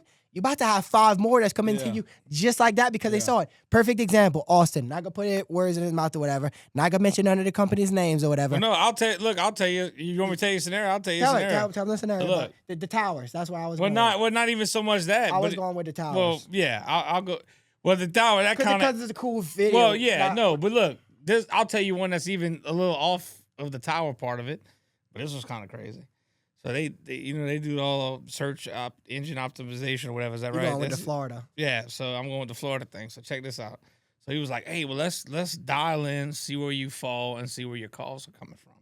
I'm thinking to myself, yeah, whatever, bro. Well, I told Austin, I was like, "Where you want to be located?" I was like, And I'm thinking, "Are you willing to at go?" first, when we first "Are you started, I'm willing like, to go to Florida?" He was like, "Yeah, I'm willing to do it." I was like, I'll go. Dude, sure shit. Like, they started really pushing it in and kind of pushing these ads and doing all this stuff. I'm getting these calls from Florida, Pensacola and shit. So I'm like, okay, cool. So I'm like, hey, this guy's like, hey, man, I need to get a quote on putting a hot tub over my house and slinging it in the backyard. I'm like, yeah, we can do it. I said, but look, man. I said, I'm going to be real with you. Like, for me to go over there to put this hot tub, You got to drive a crane over there. well, yeah. Like, look, it's going to cost, like, I didn't want to, like, I'm not, listen. Yeah. You're not trying to pump them up for nothing. Look, I'll do the job for anybody. If you really gung-ho about us doing it, listen, we're going to go, look, we do some stuff in Florida already. So right now, and for some, big customers, and we'll go and travel and do whatever. My point is, this is a guy, I'm not saying he ain't got it like that because he definitely got it. Yeah. Because we had to look at the house and all this stuff. Yeah. So he calls, big old house, living on a golf course, we're slinging this thing over, So look, I said, look, man. Be honest with you, there's a crane company right around the corner from y'all. I said, why don't you give them a call? I said, look, it's gonna cost you about $10,000 for me to go over there to go sling a hot tub over, for the distance we gotta go and all this stuff, the mats. Right. By the time you finish trucking, I mean, look, it's gonna cost you just as much as what you pay for the hot tub. Yeah. That's right. I said, why don't you, look, I'm not gonna be that person. Yeah. So look, but that's the crazy part. The power is, and my whole point about that is, look, the marketing's powerful. He reached out to you. Yeah. Look, you know what he told me? He said, y'all popped up first. He says, I searched crane companies in my area, and we came up number one. So that's what he called. Awesome. And that's at the end of the day, like, that's why we like trying to get these clients feedback and stuff. And it's just like, yeah, where you want to be at, where do you want to be doing work? Is it realistic for you to be doing work in these places? Yeah. Because we got to dial it in, and we got to make sure that if we running ads on Google, Facebook, whatever the fuck we're running ads, LinkedIn, whatever platform, we're going to make sure they're dialed in and that they're going to the places that they need to go to get you to be successful. Absolutely. Where you need to be at, right? And it's just like knowing how to do those things and stuff where I get cringy whenever I see these people selling master classes and all. Like I saw one today that this guy, he was like, yeah, I know a lot about AI and I know a lot about this, but you talk like that all the time. It's just like, blah, blah, blah, blah, blah. I know this or that it is, but like I feel like I don't have a real world connection. Shut the fuck up.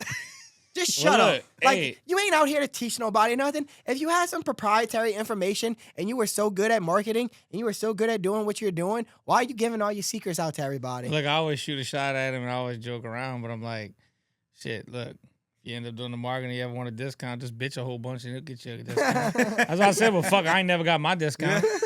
I said, fuck, I guess I don't bitch enough, but you know what I'm saying? Look, but no, my point behind that too is know your worth. Yeah. Like, that's what I try to tell him, like, listen. Well, that's why we not. You can't, look, and I've had to learn that the hard way, okay? I've learned it the hard way. Look, you want to be a people pleaser. I get it. I was there. Listen, when you starting out, everybody, oh, yeah, I'll do this. I'll drive this. Guess what? Started changing some things up. Started figuring out cost, per what we talked about earlier.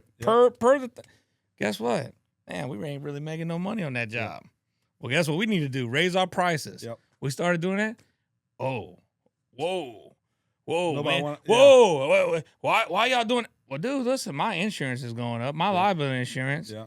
So guess what? I'm not gonna mention no names. We had one customer. They switched. They went to another company. I'm not gonna call this other company out or do anything, but How long look, it took them to get back? well, not even that. Some sketchy shit. Like, listen, I hope it never happens, but they're gonna end up hurting somebody.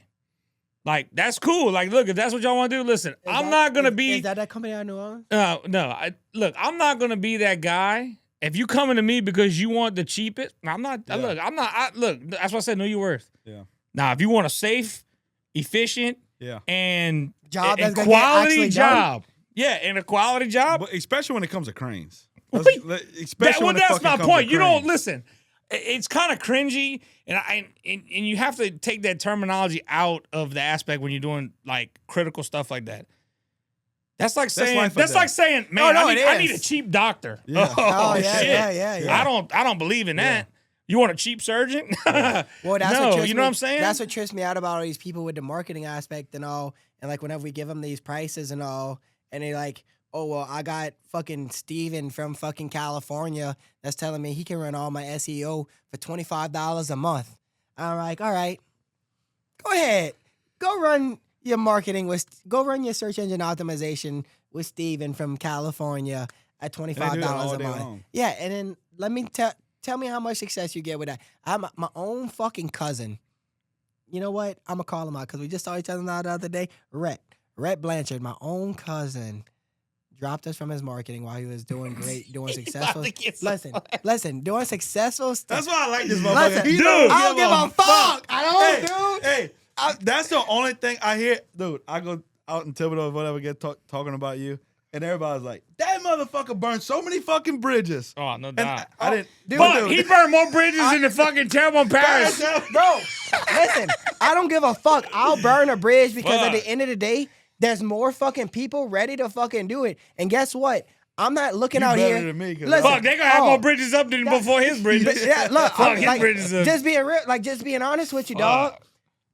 To be honest, I'd rather keep these bridges that's fucking making me this amount of $1,000 than keep these other fucking bridges that's Yeah. always fucking getting broken and Yeah. fucking having problems Yeah, and like shit. Terrebonne Pass. Yeah, like fuck You that rather be shit, in New bro. York. You rather cross a bridge in New York than cross a bridge in Terrebonne Bro, Parish. it's just like, Look, they gonna build that fucking bridge that got hit by the damn boat faster than all Terrebonne Paris's Oh, bridge. absolutely. And that's a fucking almost $1 billion $1 project. bridge, yeah. besides the point though, my own fucking cousin went fucking took another marketing company on. They reached out to him through like whatever ads, through whatever guy messaged him.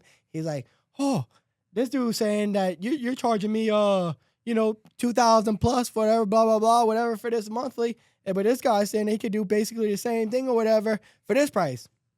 Okay, Rhett, go do that with that company. You know how many months it took him to call me back to be doing his marketing again? Not even a month and a half. Back before a month and a half, he was like, Nick, dude, this dudes ain't even posting nothing about my company. They ain't taking no content for my company stuff. They posting just random stuff. They posting posts about them being in California. They don't even do fucking work in California, bro. Like, it's just all that shit, and it's just like people like, you get what you fucking Yeah, pay but for. listen, you can't.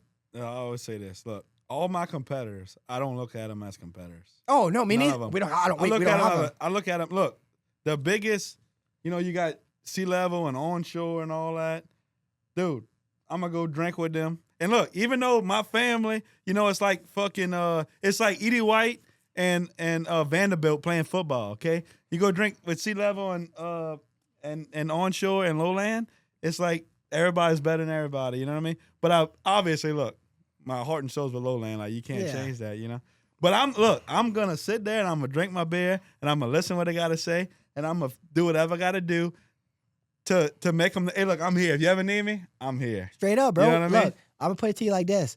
I don't I look, look at honestly, I look at my competition as assets. Yeah, same here. Look, so first of all, just with us and everything on how we do things here, between Lone Wolf, Alpha Wolf, and Marsh Media, we don't have any competition. Let me just be real with Right. you.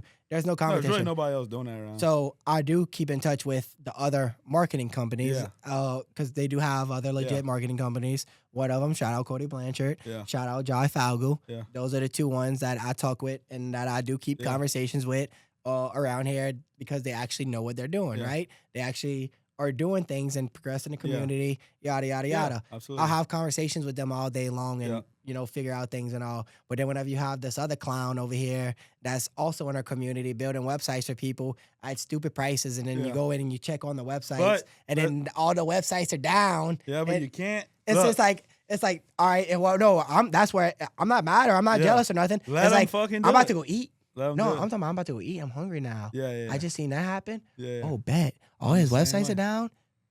How many clients he what clients are down? Check his website page. Go click on that. I had Brand do it. Go check on the link right there. I don't know if it was Brand at the time. I know you checked on a few. It was you, huh, Brand? Yeah, you shaking his head. Yeah. I was like, go check right there. I was literally looking at companies that I was about to go and So scope. you didn't call him up? I was Say, hey, about you to. website down? I was about to. I was about to go hunting, but I didn't do it because I was just like, you know what? I'm gonna have respect out of the game. I'm not real. Like, I'm always hungry. I'm never gonna say no to no work or anything like that, right? I'm always ready to grow. I'm always ready to expand. That's just a different thing that I got something in me. I do. I have like that narcissistic trait. But in I'm me. gonna tell you something else about that deal. So a lot of people, look, if my machine's right down the fucking road and you call me and you need me to go do this, and if you would call me and my machine wouldn't be right there, and it's a Saturday and a Sunday and I ain't got nothing to do, I'm gonna cut you a hell of a fucking deal. Because my machine's right there. Right. Look, I base my overhead on 20 days a month. It's fucking the 21st of the month. You know what I mean? Yeah. I ain't got nothing fucking going on this weekend. Not gonna make a couple $1,000, $100 bills cash. I'm going to fucking do it. Fucking right. I don't give a fuck if it's a $5,000 job. If I go run my machine for one day and make a couple $1,000, I'm going to fucking do it. And look, there's a lot of people out there that frowns upon that. No, you're leaving money on the table. Am I leaving money on the table though? Because my machine's moving. I made a couple $1,000 I put in my pocket. And you made a Is good, that no, you might have made a good relationship with that too. But this is the deal. My direct competitors, Matthew Berg. I don't know if y'all know LA Pro Land Services, Rusty Falgo, Falgo Dirt Works, Eric Sweatman. You do work with them. Dude, do work we with talk on the phone every day. We all know, on the private sector of things, we know what's going on with everything. We all talk. We all, this, that, and other. Now we all, Y'all in competition, but y'all still boost each That's other. why I up say in a way. I look at Yeah. my direct competitors as assets. Yeah, it's still And even the ones that been in this for so long that it's, we here and they're way up here. Dude, I'm all about going fucking politic with them guys. And look, they all like me. I like all of them. I respect the fuck out of them. They got a guy down in Bayou, Blake Campo and Sons. He got a bunch of doors doing a bunch of dirt work and all. And dude, this fucking dude he loves me and I love him. He's bigger than me, better than me, whatever.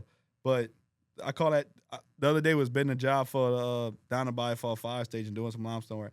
Blake, I need to get rid of 2,000 yards of degrass. Got you a place, brother. Don't worry about it. ain't it Bring good? here, Isn't it good whenever you have those type of people? Because well, look, we talk about this all the time. Check this out.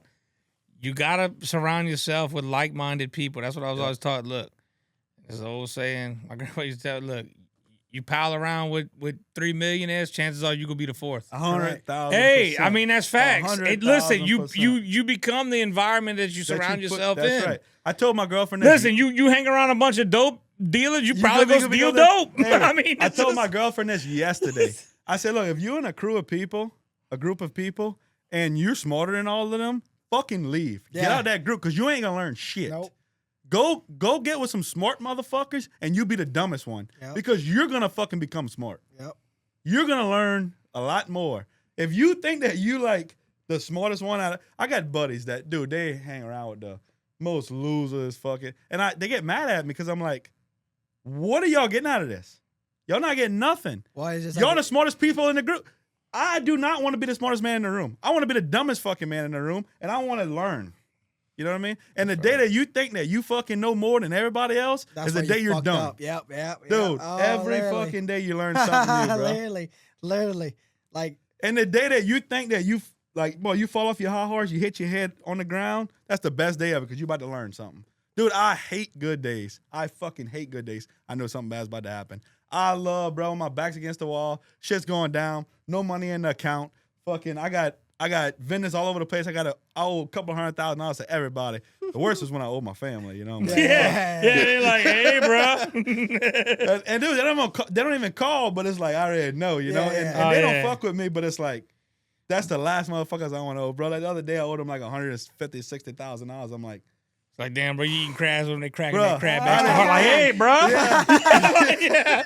Like, okay, all right, got but you. Dude, look, backs against the wall, you owe everybody up, bro. That's when because I know something's good about to fucking happen. Listen, this is where I come with with that same scenario is I also do really well whenever it comes to pressure and all like that. It's the small things that piss me off. Like whenever somebody just does something like misspells a word on a fucking graphic or a post or whatever, it's just like those type of things. But then like if you bring me like a huge problem or a huge scenario, like we gotta figure this and this out, I'm pumped up. That's it. Let's figure it out. Yeah, let's figure it out. What we gotta do? Because that's what we are. We're problem solvers. At the end of the day, that's what we all are. That's what we all in business. They got a problem that they gotta lift something up. You come and play. They got a problem. They need to get recognized, right? For me, they got a problem. They gotta figure out why this ain't draining or whatever. Check this out. Crazy. We did a job the other day. Didn't even utilize a crane at all. This company calls us, like we do a bunch of work with them.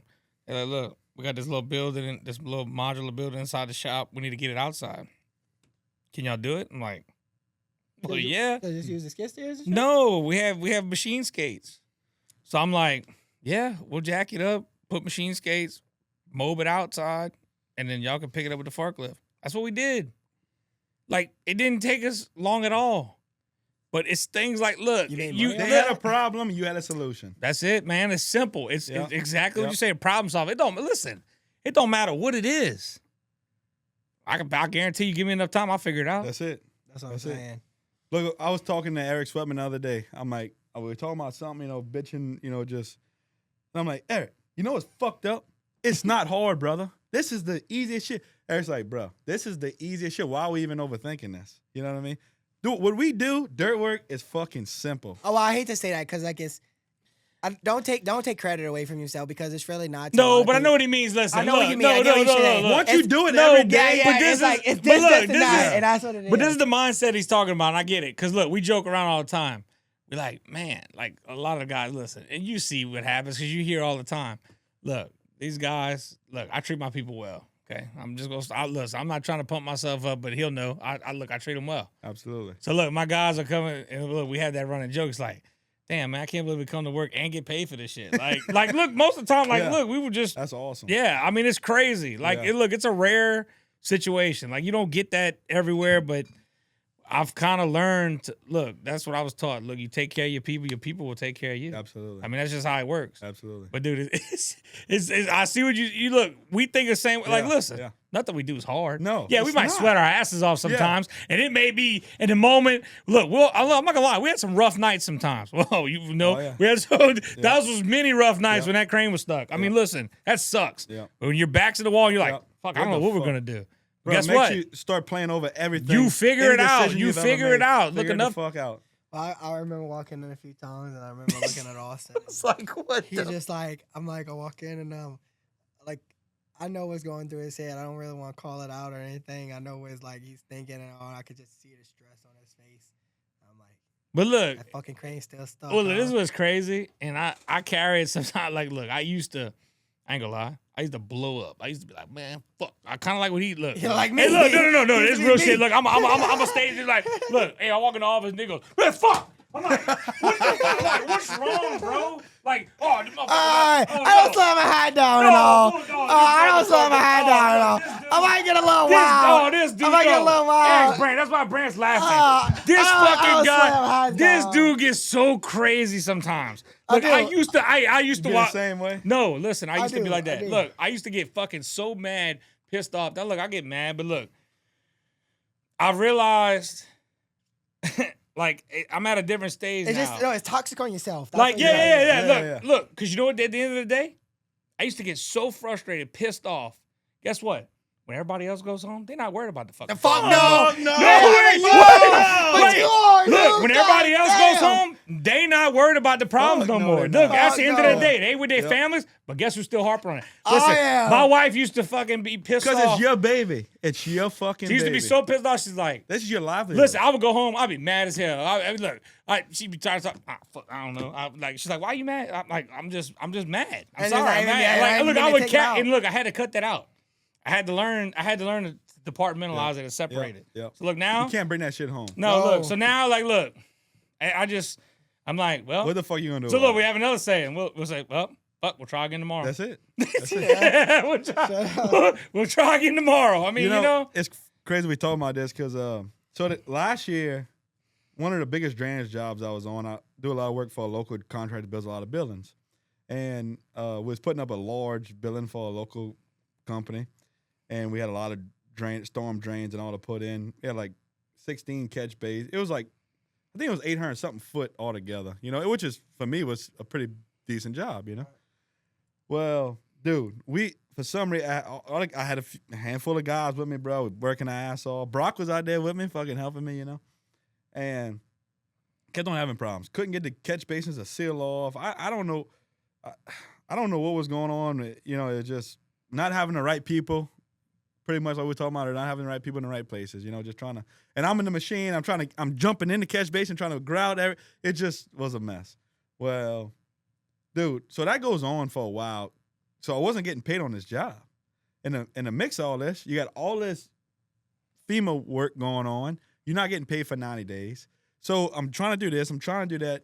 Bro, next thing you know, I look at my bank account. And look, I got $20,000 a month in overhead. You know what I mean? Look at my bank account. Hey, $800 fucking dollars in there. I'm like, bro, what the? I've never in my life. I started out with a bunch of money. You know what I mean? Like, we fucking down here right now. What the fuck we gonna do? We get a phone call. This woman down the street wants to tear her house down. So I call my, and mix all this. I call my mom. I'm like, Mom, I need to borrow a couple $1,000 just to keep me going. I know I'm getting paid for all these jobs, but I don't know when I'm getting paid. Like, I was stressed the fuck out. So this woman calls me. I'm like, look, I do this job for 12. Dude, it's probably a $20-something job. I do it for $12,000. But I need cash right now. But I knew I have a buddy that had some property. It was all wood. It was a wooden house. I knew I could burn on his property. And I knew I didn't have to pay him until I got paid kind of deal. So I knew I was able to float all this. I said, I'm going to make this work. So then to mix it all, I'm like, I ain't got enough money to fucking even haul this shit off. I ain't got enough money in fuel. Yeah, you got to. I'm in the bond here. Call for my fuel company. Look, bring me $5. Like, and I'm like, look, y'all, I know I owe y'all some money right now. Just bear with me. I'm going to get it right here. Hey, bro, whatever you need, we here to help you. Brought me 500 gallons of on-road diesel. Started, tore this house down, hauled it off in like 2 days. Gave me $12,000. My mom's calling me like, you need me? You need to do that. That was the last thing I want to do. Ask my mom for money. I'm like, no, Mom, I'm going to make it work. Got that $12,000. Another week goes by, bro. Go back to fucking ground zero. Like, had to pay bills, whatever. I'm like, what the? Dude, I've never been in this position. I've never been broke in my life. And not trying to like flexing up. I always had a couple dollars in my pocket. Dude, I cash out all my personal money, everything I had to make all this happen. Bro, I'm stressed the fuck out. I don't know what the fuck to do. I go check the mail one day, I had like $180,000 in checks. I was so stressed out, I wasn't even checking the mailbox. Oh, shit. And it had all your checks and shit in there? In the fucking mail. That's kind of crazy. Oh, dude. That's actually funny, dude. That's actually, dude. that's funny. That humbles the fuck out of you. Yeah, though. that's funny. That humbles the fuck out of you. because that makes you think like, Well, look what they you say. need to fucking slow down If and pay business was attention. easy, Yeah. everybody would do it, No, man. yeah. Well, business ain't for the weak. You do. It's not. And it's just like a lot of people too. Like I actually saw a thing I reposted on my page the other day. Dude, at the end of the day, whenever you're an entrepreneur, you don't know if you're gonna get paid the next week, or you don't know if this company is know not gonna when. pay you or whatever. You know what I mean? I have companies that sometimes they take a little longer. They let me know whatever, but like. Then I got some companies that's hard hitters, like that don't miss a fucking payment. Yeah. So it's like, yeah, I know It's I'm gonna be so secure. weird Yeah, I know I'm gonna be secure with them and all, but it's Yeah. just like, at the end of the day, and then like, look, don't get me wrong, we make a lot of money with our other company and stuff, so we have money to float around between the companies. That's why we do it how we do it. Absolutely. But it's just like, I don't know, it's a tough spot because like right now I'm even in it. Like we just spending so much money on this. We just bought 2 new cameras for the studio. We just bought what What else? We just spent a lot of money. A gym. We just bought gym equipment. I've been spending a lot of money on that. I just spent a lot of money on my personal house stuff and all. Dude, it never fucking Oh, stops. it never stops. I got to the point, my bank account, for the first time within like a year, it went down to like $2,000. Like I was Dude. never under 10,000. I called. Oh yeah, Austin. look, hey, the money come. I think I called Austin. I told him, I was like, dude, like, I'm kind of nervous right now. I was like, but then like, I was like, I looked at my receivables.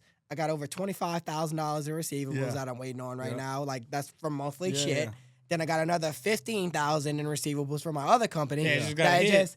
It just got hit my account. So it's just like I get it. Like I hear you because I dude, see those struggles, right? It's and bro, it is. It's just being strategic about it. Like for It's me, making like, it fucking work. for me, Moving money around. well, yeah, for me, for a few times, like I'm the kind of guy I hate to have credit cards and stuff like that with money on them. So I pay that shit off. See me, I don't give a fuck. Oh, I pay that run shit off. Fucking roll that motherfucker. Fucking, I pay that shit off right away.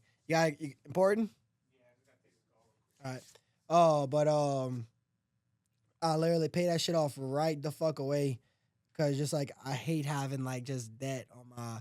That's just how I am. Like I don't like owing people and owing entities money. So my grandfather always used to buy a truck every couple of years from Robichaux Ford, and the salesman told me this. That he used to sell him a truck, and he said, man, every time your grandpa I buy all my trucks from him now. Shout out Patrick Butler at Trap Chevrolet. Hey, yeah, shout him out. Yeah, there you go. But I buy all my trucks from him now, and he's like, he said your grandpa used to come buy a new truck from me every couple of years, all that brand new F-150 Platinum, whatever.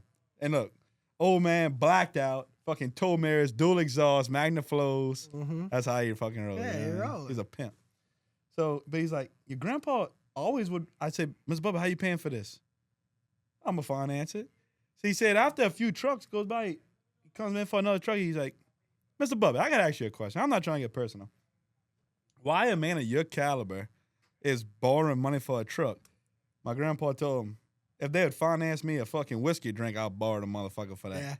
Yeah. If they stupid enough to give me the money and trust me to pay them back, I'm gonna use that fucking money. And I'm gonna tell you, when I left Lowland, my uncle Pompey, president of Lowland Construction today, when I finally went to court, I didn't want to talk to him. It took me a lot, but finally I had to went talk to him. And I went to his house, and he was cool. He talked to me. And his only advice to me, well, he had a couple of things of advice, but his main advice to me was, if the bank got the balls to give it to you, you gotta have the balls to take it. And look, that stuck with me every fucking day. Well, I really just like with the position and just what we do and the business that I'm in, I've never had to go and get like a loan or anything like that, just because it's always like lower overhead. Now we're starting to get high overhead because we're starting to incorporate different things, and now that we're getting bigger, just things that basically help the company run more efficiently. Well, software and stuff like that. I'm gonna say this though, and with the equipment side, you probably understand a little bit more. But dude, I can't see going write a check for a big purchase, for a big machine. I want that machine to work for me. Yeah. You know what I mean? So why are you gonna take the money that you made? It's always why not put it on a note? Why not put it on a note, 48 months, 60 months, whatever it is, and let that crane pay for itself? Yeah. Why eat up your cash? No, that's facts. Look, it's hard. Look, I'll be honest.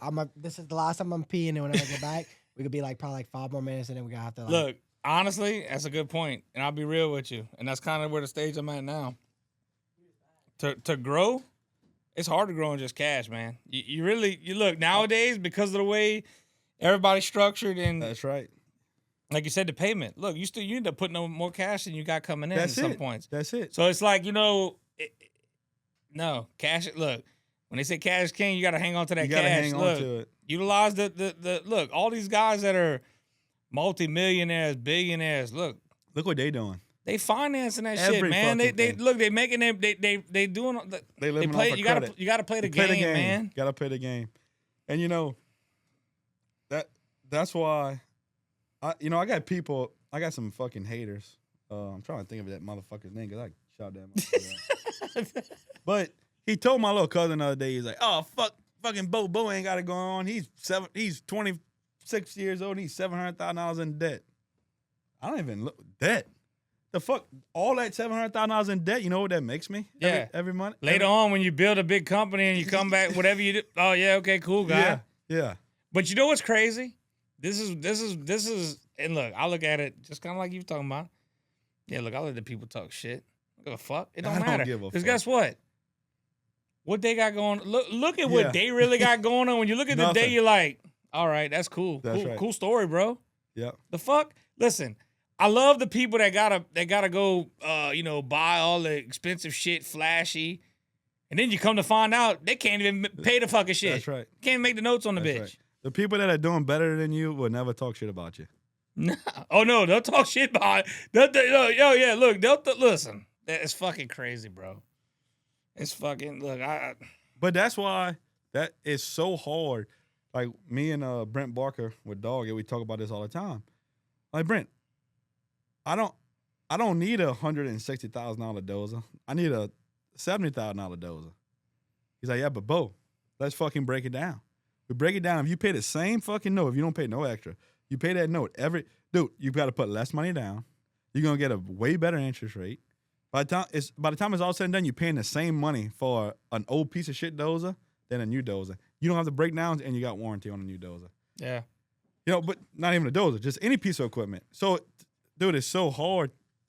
Look, it's tough, man. It's like which way you go. You know what I mean? Tough. I spend half the money here, so if I make a whole bunch of money, I could put it on it.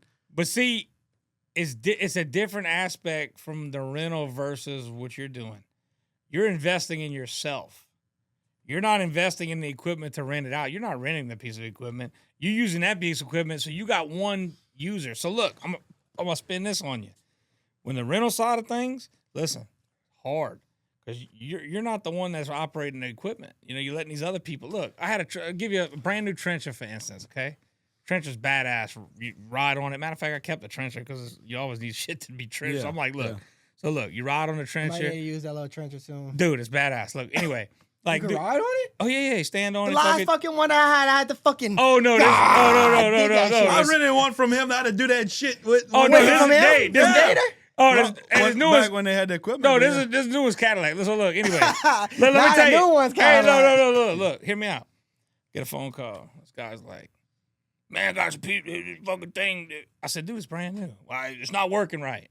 I said, look, bro, what's wrong? It's not running? Oh, no, it just ain't trenching right. I said, okay, that's weird. But I said, look, I'll come take a ride. So I get this house. I'm looking like, I said, okay, what's wrong? Show me what you, well, it just ain't working. So, man, I'm operating it, doing the thing. I said, dude, it looks like it's running pretty good. No, I'm going to show you. It ain't working. I said, well, I see why it ain't fucking working. He's like, I was like, dude, you can't trench forward. I swear to God. Oh, every fucking trencher I used, I never use a trencher. I said, well, guess what? Every fucking trencher you use, you fucking used it wrong. The fucking blazer rotated in the backwards. Just because you've been doing it wrong your whole life don't mean this. Bro, you should have hit me with this one. Well, was it a reverse trencher? You should have hit me with that. No, you know what I did? So look, he's like, what you gonna do? I said, well, fuck. If you're not gonna know how to use it, we're just gonna bring it back. We're gonna pick it up. Well, I mean, I said, look, bro, what you want? The fucking machine works. You gotta use it right. Like, I'm not. I mean, fucking pull backwards. Oh, bro, I don't fucking do it. Like, that's the kind of shit you deal with. I know. And so, it was just got to the point. I was like, look, fuck all that. I mean, it's just. But like you said, look, the deal with the cranes. You got an operator that's accountable for equipment. You still have some fuck ups. You got, they back into something or whatever, and you got a tail light that's broke or a tire that they fuck up or some kind of, whatever it may be, a hose, they pop something, whatever. Okay, cool.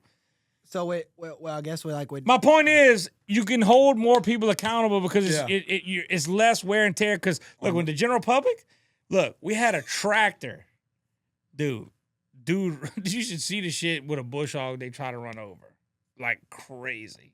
I mean, just well, the problem is, okay, not trying to cut you down, but no. When I said, dirt work is easy, and he was like, well, yeah, they did, but that's the problem. It's not about It's not about going spread dirt. Okay, anybody can spread fucking dirt. Anybody can spread good dirt. Anybody can spread, but it's about knowing the material, knowing what the fuck's going on. But not even that, and he knows. Well, no, I'm talking about even from a deeper spot from your spot is like Not even just about easy spreading dirt. Yeah, anybody can fucking spread dirt, but like, do you know how whenever it rains, where Well, the you water gotta is let gonna it drain. drain? Right. Right. Not even That- that. like, I'm and, talking- and I I'm was gonna talking tell about you, it. and I'm gonna tell you, my uncle Clem, I spent a lot of time with him, and this is what he distilled in me was knowing what the fuck that machine could do, knowing what it could take without tearing it up, going on that machine without tearing it up, Yeah. knowing your stress points, knowing what it takes to maintain this piece of equipment. It's a lot more than just getting on the machine. And that's why I get so pissed off because everybody's like, oh, I'm an operator. No, motherfucker, you're not. You get on the machine, you're a pool do operator. You can pull a lever and see what it do. You know what I would do if I were you? Whenever I would be like hiring operators and shit for like your shit, like whenever like if you're ever trying to get to that point to expand, I would say, all right, yeah, come on and interview or whatever. See how they like do exactly like what Austin did. Like you don't gotta say it because we said on another podcast. Yeah, I seen it. Yeah, where he's like Yeah. the situation where he Yeah. got in the crane. Get in the crane within Well, 5 minutes, you know what the fuck he's about. Let him get in it or whatever, and they do a good job or whatever. All right, say, all right, now go grease that crane or grease There you go. that. Go and grease that piece of equipment and show me that you know how to service that piece of equipment Yeah. as well as run it. Yeah. Then I'll call you a Yeah. crane operator. Yeah, absolutely. It's a lot more than just, but then also being on working time every day. All of them things. It's hard, dude. and It's a especially- character. It's how they. it's, it's hard with this But generation. with operators, dude, everybody and their mom was an operator. Ask 'em. how old are you again? How old am I? Yeah. 26. So you right on to me. So I mean, like, I've been running equipment. I can't even well, tell you. I know it's just like I would classify you as like a millennial rather than a Gen Z. You know what I mean? Like that's what it is. Huh, Brad? Is Gen Z after millennials? Yeah. So I would classify you more like I'm not a Gen Z. Wait. you are a Gen Z. No, I am a Gen Z. You are a Gen I Z, was born but- in 99. Yeah, you are a Gen Z. So like I was born in '96. I was the last year for millennials. Like that's what I'm considering a millennial. I would consider you to have that millennial mindset of, cause like, dude, these other kids that's like just in these Gen Z that was born in the the late 1990s to the early 2000s and shit. No. Dude, they feel so entitled. We don't have no competition Look, when it comes to that. I can Alright, promise you. do you care about like if I don't know if that's touchy grounds. I just want to compare like just so like people can get that instinct of well we can cut this out or not, but like I want to compare you to your sisters. Dude, look. Do no, it, you yeah? can keep it on. Oh Yeah, my all God. right, You yeah. can keep it on. Yeah. All right, yeah. Look, Go ahead. Do it. You my, do it. My older sister. And she's a cool girl. She's Good girl. Loves animals. Good so hearted. good-hearted. But that's the fucking so- problem. Look, motherfucker, it's not all about love here. It's about getting shit fucking done and doing something with your life, right? Correct. Yeah, but she just loves everything, and her Sweet girl. Yeah. Not taking nothing away No, from no, her no. because if she But sees she this, lo- I don't want her to think that I think no. I don't give type. a fuck. But I love her. I love her. Look, no, she's an awesome girl. She Yeah. really is. But it's, It's just the difference though. Like I say it like this: she has useless knowledge. All she posts on Facebook all fucking day is about animals and loving animals and anacondas and That's And then- crazy. gotta eat She- this she- every day. yeah. Or like so the other day I seen that she put something like about the AI bullshit, like the chat GPT or whatever. It takes like all this, it takes like so much water oh no, wait. yeah, Wait. to cool these computers. I'll be real with you. She ain't wrong. No, I know. She But ain't wrong. hey, motherfucker, go do something. Yeah. So You know wait, what I what was this? So what you like? I So was just trying to make the well, no, but comparison. what's the as water? in- What's the water thing? What you Well, talking? no, but They I say think it takes like it's so much the electricity. amount of water yeah. it takes to cool down these computers that does the AI. Oh, yeah. Oh, it's It's so like much they money. say like we're gonna run out of water No, I don't know about all or that. some Yeah. bullshit. No, we're like- not gonna ever run out of water. No, Okay. not run out of water, Yeah. but the amount of water it takes to cool these computers down is Well, that's you why- have to read the well, deal, that's but- why they So what's the build it- comparison? Well, He well, ate no, snakes. No. Oh. Well, so that's why no, that's why they building these fucking underwater computer data centers now. Like that's a thing now. Like Yeah. they're building them in the ocean and shit. Well, It's that's like, where what- ChatGPT comes around. But yeah. like, look, we'll never hit that point of where it gets to that bad where we're like, oh fuck, like we're running out of water. Well, the fucking Earth is fucking 80 to 90% water. Water. We're never running out of water. Okay, Yeah. let's get that out of the picture. What I'm basically saying is just like the mindsets is just the difference. Yeah, so like, my twin sister, she was working for me for a little while. oh, I saw that actually. Yeah. Yeah. But just look, So she isn't no more. no, but this is the deal. She's a good girl. I mean, jam up person, loves kids. I mean, this girl loves kids, just loves everybody. She's a major in biology and all this shit. So like she could come in here and tell us why we all fucked up in the head. Like she could tell us, like give us our underlying why we're fucked up. Right. But she works at Grady V's, which hey, my parent owns Grady V's, so I ain't knocking Grady V's. Wait, She's a waitress Grady at V's your parent? Grady Verrett, yeah. What the fuck? Carson's your cousin? No, they're not related. He's just my parent. He's not my uncle. He's Oh, my parent. Yeah, he's a parent. so like your family was that close to Grady? My dad and Grady, yes. Best friends or something? Best friends. Look, Nick don't know what parent is because he hates I his do whole know a family. parent. That motherfucker, my parent died at a very young age.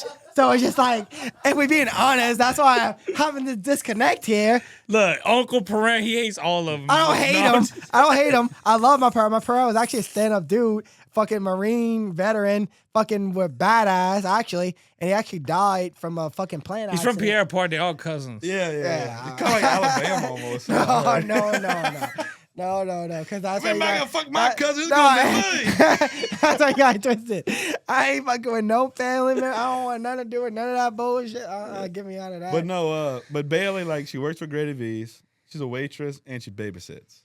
26 years old, got a degree, and like, you try to, I jump her ass all the time. And do something with your degree. Yeah, no, well, just go do something. Wake up in the fucking morning, every morning, put your fucking clothes on, get dressed, and go do something. Well, if she's passionate about biology, should she not be like looking into fucking marine biology or something? Like, I don't know, just some type of biology. I don't know. I'm not smart when it comes to that. I don't know whatever. But all I know is I'm smart at getting up every morning, putting my clothes on, and going to fucking work. Yeah. And you could be a nobody, but wake up every day, put your fucking shoes on, put your boots on, go to fucking work, and you're gonna be a somebody. I don't know about biology, but she can get that recipe of them fucking shrimp at Grady V's. That shit's fire. I'll tell you that. We can get whatever recipes we need from Grady. Shit, I'm gonna tell you, look, this shrimp was fire. Carson, keep that on the menu. Don't get rid of that shit. He's saying Carson. My bad. Carson don't do nothing. No, Nah, Bailey, no. I better get it for you.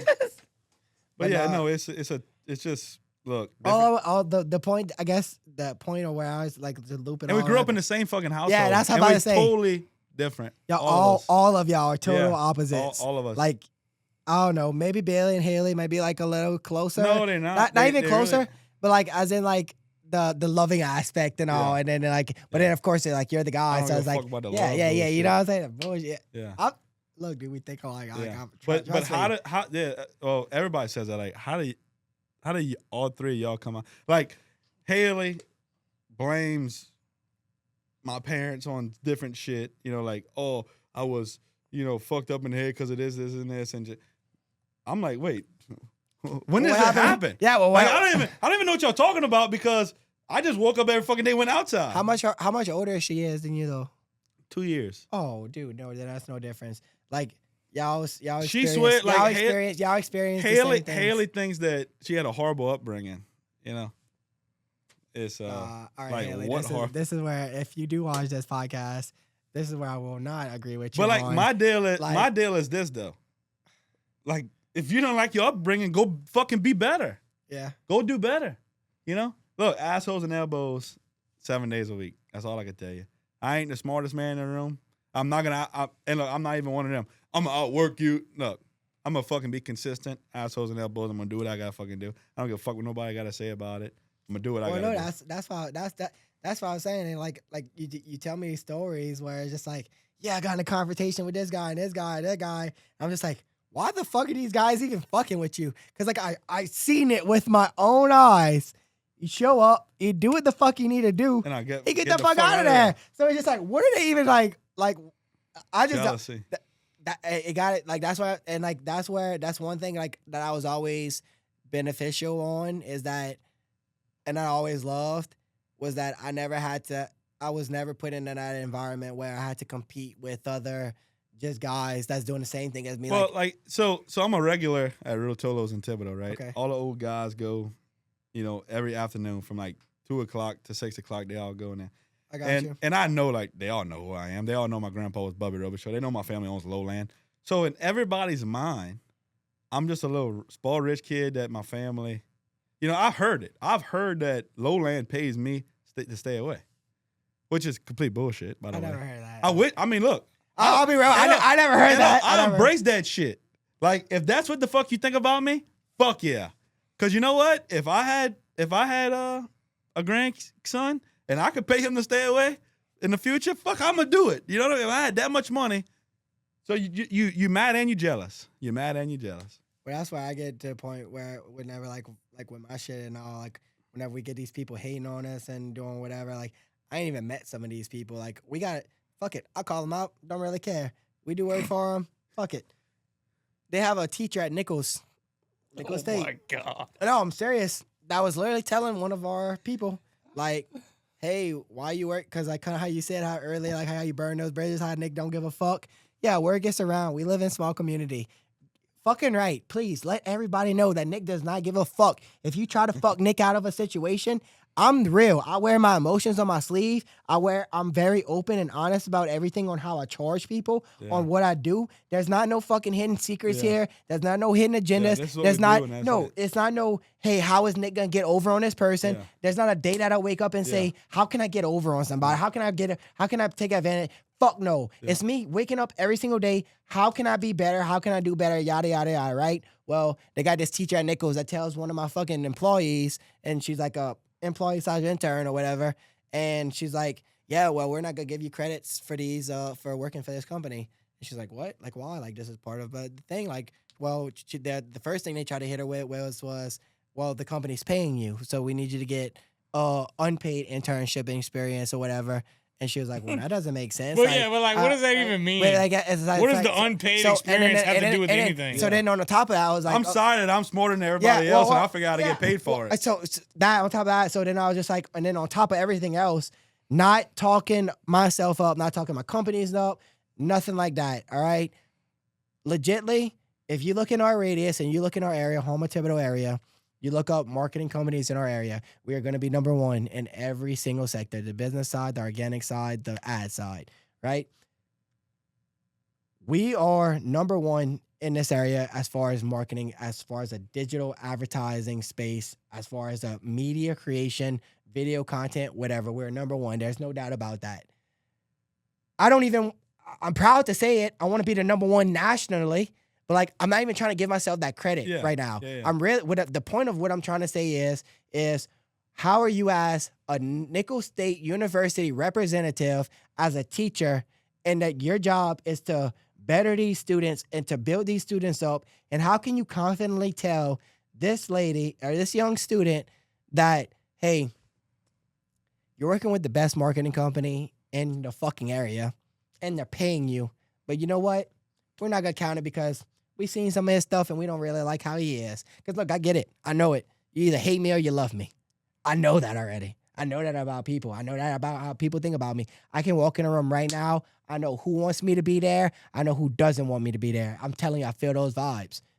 Call it drugs from I took in the past. Whatever you want to say, however you want to put it however you want. I'm telling you right now, I feel the vibes. I know the vibes. Yeah. I know what people want me there, what people don't want me there. Absolutely. But guess what? The people that stick with me and that love me and that fucking, they see the realness. They see the and guess what? They catch those benefits. Yeah. So it's just like, my thing about it is like, so like right now we're partnerships with Nichols. We're in a partnership with Nichols Athletics. Dude, we are bringing Nichols Athletics up to fucking levels that they ain't ever even seen before with just some of the content and things that we're creating. We're bringing them and putting them on platforms. We're bringing them on the Wolf Den, you know? We're putting them on all these different things and showing it all. And it's just like, how as a Nichols State representative, as a teacher of the community, can you really just feel good about yourself and telling the student, yeah, we're not going to give you a college credit to work for the best marketing company in the area because you're getting paid from them because, like, you might not like what I say about things. Who the fuck said I'm getting paid anyway? That's what I'd tell them. The crazy part is what skin in the game she's got. The skin in the game that she got is that what I found out about this certain person that I'm talking about, she owns her own little marketing thing, well, there you go. Yeah.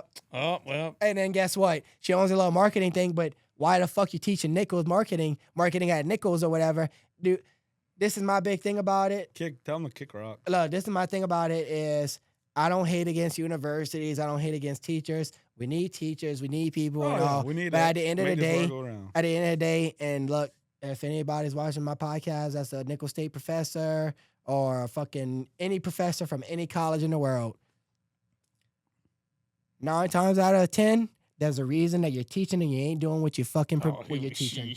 Now all that's getting cut. No. Yeah, he fucked that all up. No. Oh, yeah. Am I not wrong? It was already borderline. It's all getting cut. Am I not wrong though? Am I not wrong? Like, there's a reason that you're teaching and that you're not doing your own business and being successful in this. Yeah, but hold up. One day there will be no partnership. Yeah, but the problem with all that is, Nick, not everybody's meant to own their own business. The ninth bridge in Terrebonne Parish just went down. Got one left. The one, hey, Prospect Bridge.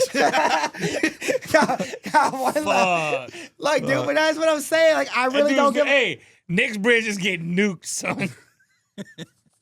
I'll let these people know where you live. I'll build a fucking invincible bridge. I don't give a fuck. At the end of the day, that's why I'm saying, like, people really say they don't give a fuck. No, you ain't never met a motherfucker who don't give a fuck. Like, I don't give a fuck. But, like, also, I care too. And in the same breath. No, I'm being. Wait, this motherfucker just went from, I don't give a fuck, motherfucker, to, but I care. I do care. Like, look. See, I told you that demonstration. That's a fact. This is how it is. This is how it is. This is how it is. If you support me and we have a building and a good relationship and things work and we can communicate and it's a prosperous relationship, I have you. I'm going to be on your back. I'm going to be fucking taking care. I'm going to do whatever I can always. But the second that you try to fuck me over or just for no reason out of just nothing, because, like, what did I do to you? Yeah. Like this teacher, for example, what did I do to you besides probably be myself and you saw a video of me, a short on TikTok or something, and me talking crazy. And I'm just like, yeah, you might have seen that, but then you also don't see how much money I give back to the community every single year, how many events that we throw for free and that we do marketing-wise for all these different politicians and all these different entities that can't afford things to get done every single year. How many things do we do for people to help them out and give them discounts just to show them our worth? Yeah. It's just like... But I'm going to tell you what my grandpa used to always say. So my grandpa went through a hard time in business. I don't know the year, but his daddy had a lot of dealings with the oil field and had deep roots in politics and stuff like that.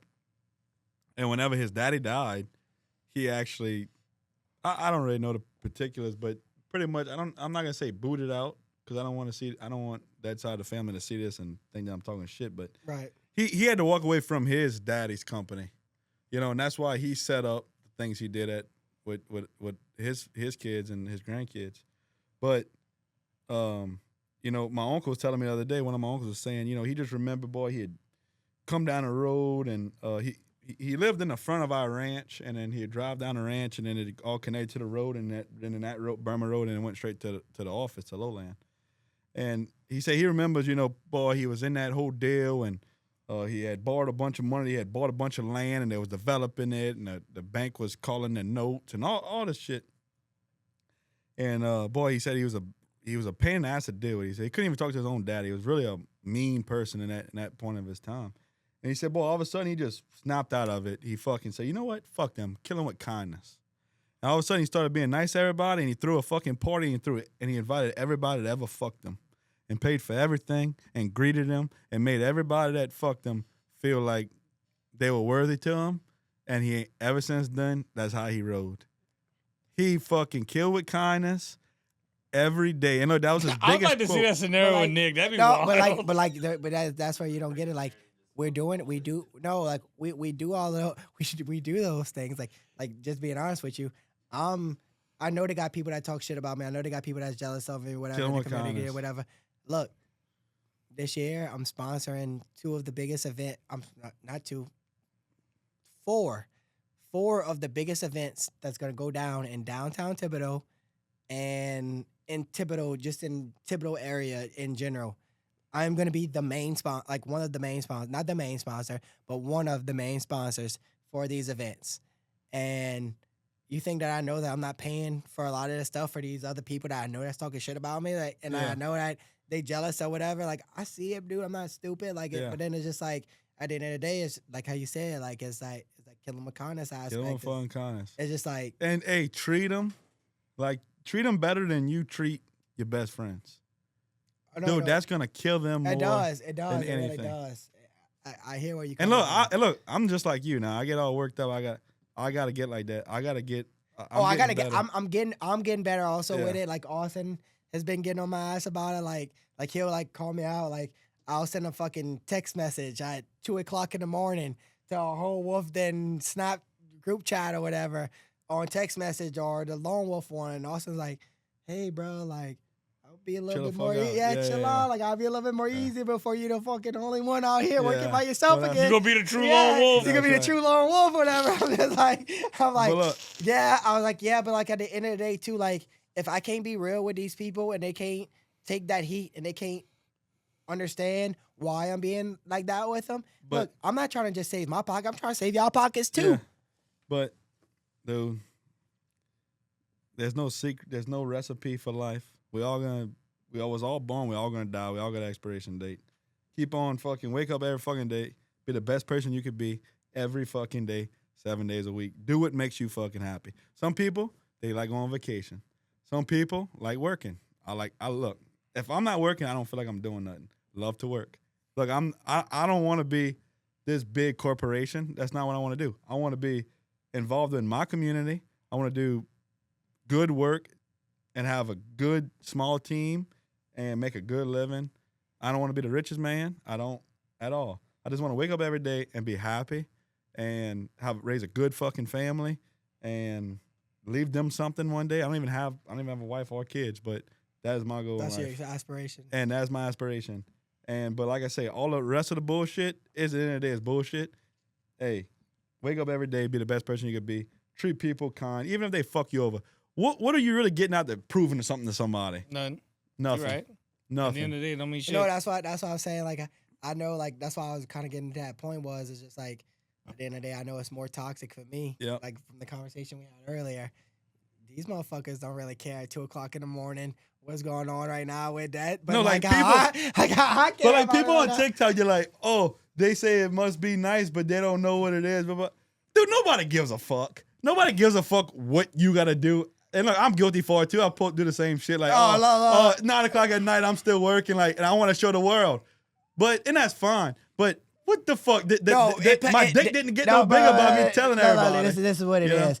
It pumps me up. Like, whenever I see people like that and, like, people are the same kind like us, like, whenever we see that. Well, like you said, that's like-minded even- people. Yeah, it's even more motivation But and all. in the general public, In the it general don't public, nobody fucking gives a mean fuck. nothing. Like, no, like, They gonna take that shit and crucify you. You had perfect example. I'll tell you. Guess what? The other day, Talking about a comment? that Facebook. Yeah, I did it. You I said did that's it. a weird flex. Yeah. And one of my clients. But look, check it out. He texted me or whatever on the side. I text somebody. Funny, whatever. I posted, LSU just won the fucking championship, whatever. Yeah, I ain't worried Shout about out that. LSU. I'm worried about the I grind. shout out LSU. Props to y'all. Fucking love LSU. I care about y'all. Like y'all home, Louisiana State. Thank you for representing. Thank you for taking our communities and bringing us and taking us to other levels and stuff. At the end of the day, I could give a fuck less about LSU baseball. I got money to fucking make, and I got fucking things to fucking do. So what I said, I posted a post on Facebook, right? I was like, yeah, well, everybody, and look, it was a Sunday. It was like a Sunday or a Saturday. And like Everything with the shambles. Huh? Yeah, like it was like a Sunday or It Saturday. was like, man, bring him up. Bam! Fucking crash that bitch. You dropped them. You can't be dropping motherfuckers like this, dog. This is what it is, though. This is what it is. God. Like, yeah, it's great and all, but at the end of the day, for what my goals are and what I'm trying to do in life, fucking LSU baseball has no fucking significance for me in any way, shape, or form. So I could give a fuck less if y'all are in Omaha playing a fucking World's, whatever you call it. it's not gonna- gonna- you it's seen all the not stuff gonna- that it's they- not they- gonna they- dictate anything you're doing with your life. Correct. So Yeah, I what feel the I same did, way. what I did is I posted a Facebook post. I didn't think it was gonna get the hate. I archived. I had to This is delete why it. you got your problems. I know. Yeah. So like I posted it and I was like, yeah, everybody's watching the LSU game. And I was like, honestly, just kind of pumped up at the time because it was me. Brand was in the office. I had like 2 of my other employees in the office. It was a fucking Sunday.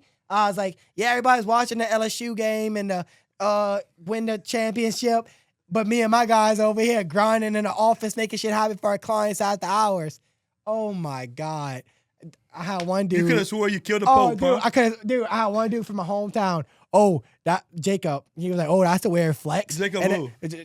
tone play. Like, his family, I do stuff. Wait, hold up. It- Don't play. Yeah, no, you might know him, whatever. He's a cool dude. Like I love Jake. I played games with him since I was a child or whatever. Bro, No man. But besides the point, he was like, yeah, well, he was like, oh, that's a pretty weird flex. I was like, yeah, it's a pretty weird flex that you all pumped up about this fucking college team that you ain't never you don't play for. You don't fucking never even been to LSU. You never so why are you so fucking pumped up about it like that? I didn't say none of that, right? I was just like, well, yeah, I was like, it wouldn't be a weird flex whenever I'm sitting VIP watching the LSU baseball game. And then he was like, yeah, well, you could do that now, but I just rather sit at home and be in the comfort of my house and all. Dude. I was like, hey, all I said was, hey, bro, different strokes for different folks. I was like, you got what makes you happy? I'm just on a different wavelength. That's it, dude. With all that being said, and we figuring out our fucking bases, I guess. And Yeah, there was a lot said. yeah, I mean, we had some shit to talk about though. Can't wait to go home and fuck my old lady. Yeah. Hey, I like it. I like it. Sheesh. Hey, look. Same here. Hey, look, Austin's over here like, I'm not gonna say it because she might be mad because she's No, I'm not even mad. I got 3 kids, my guy. It takes me longer to get to that point. I gotta make sure they all sleeping.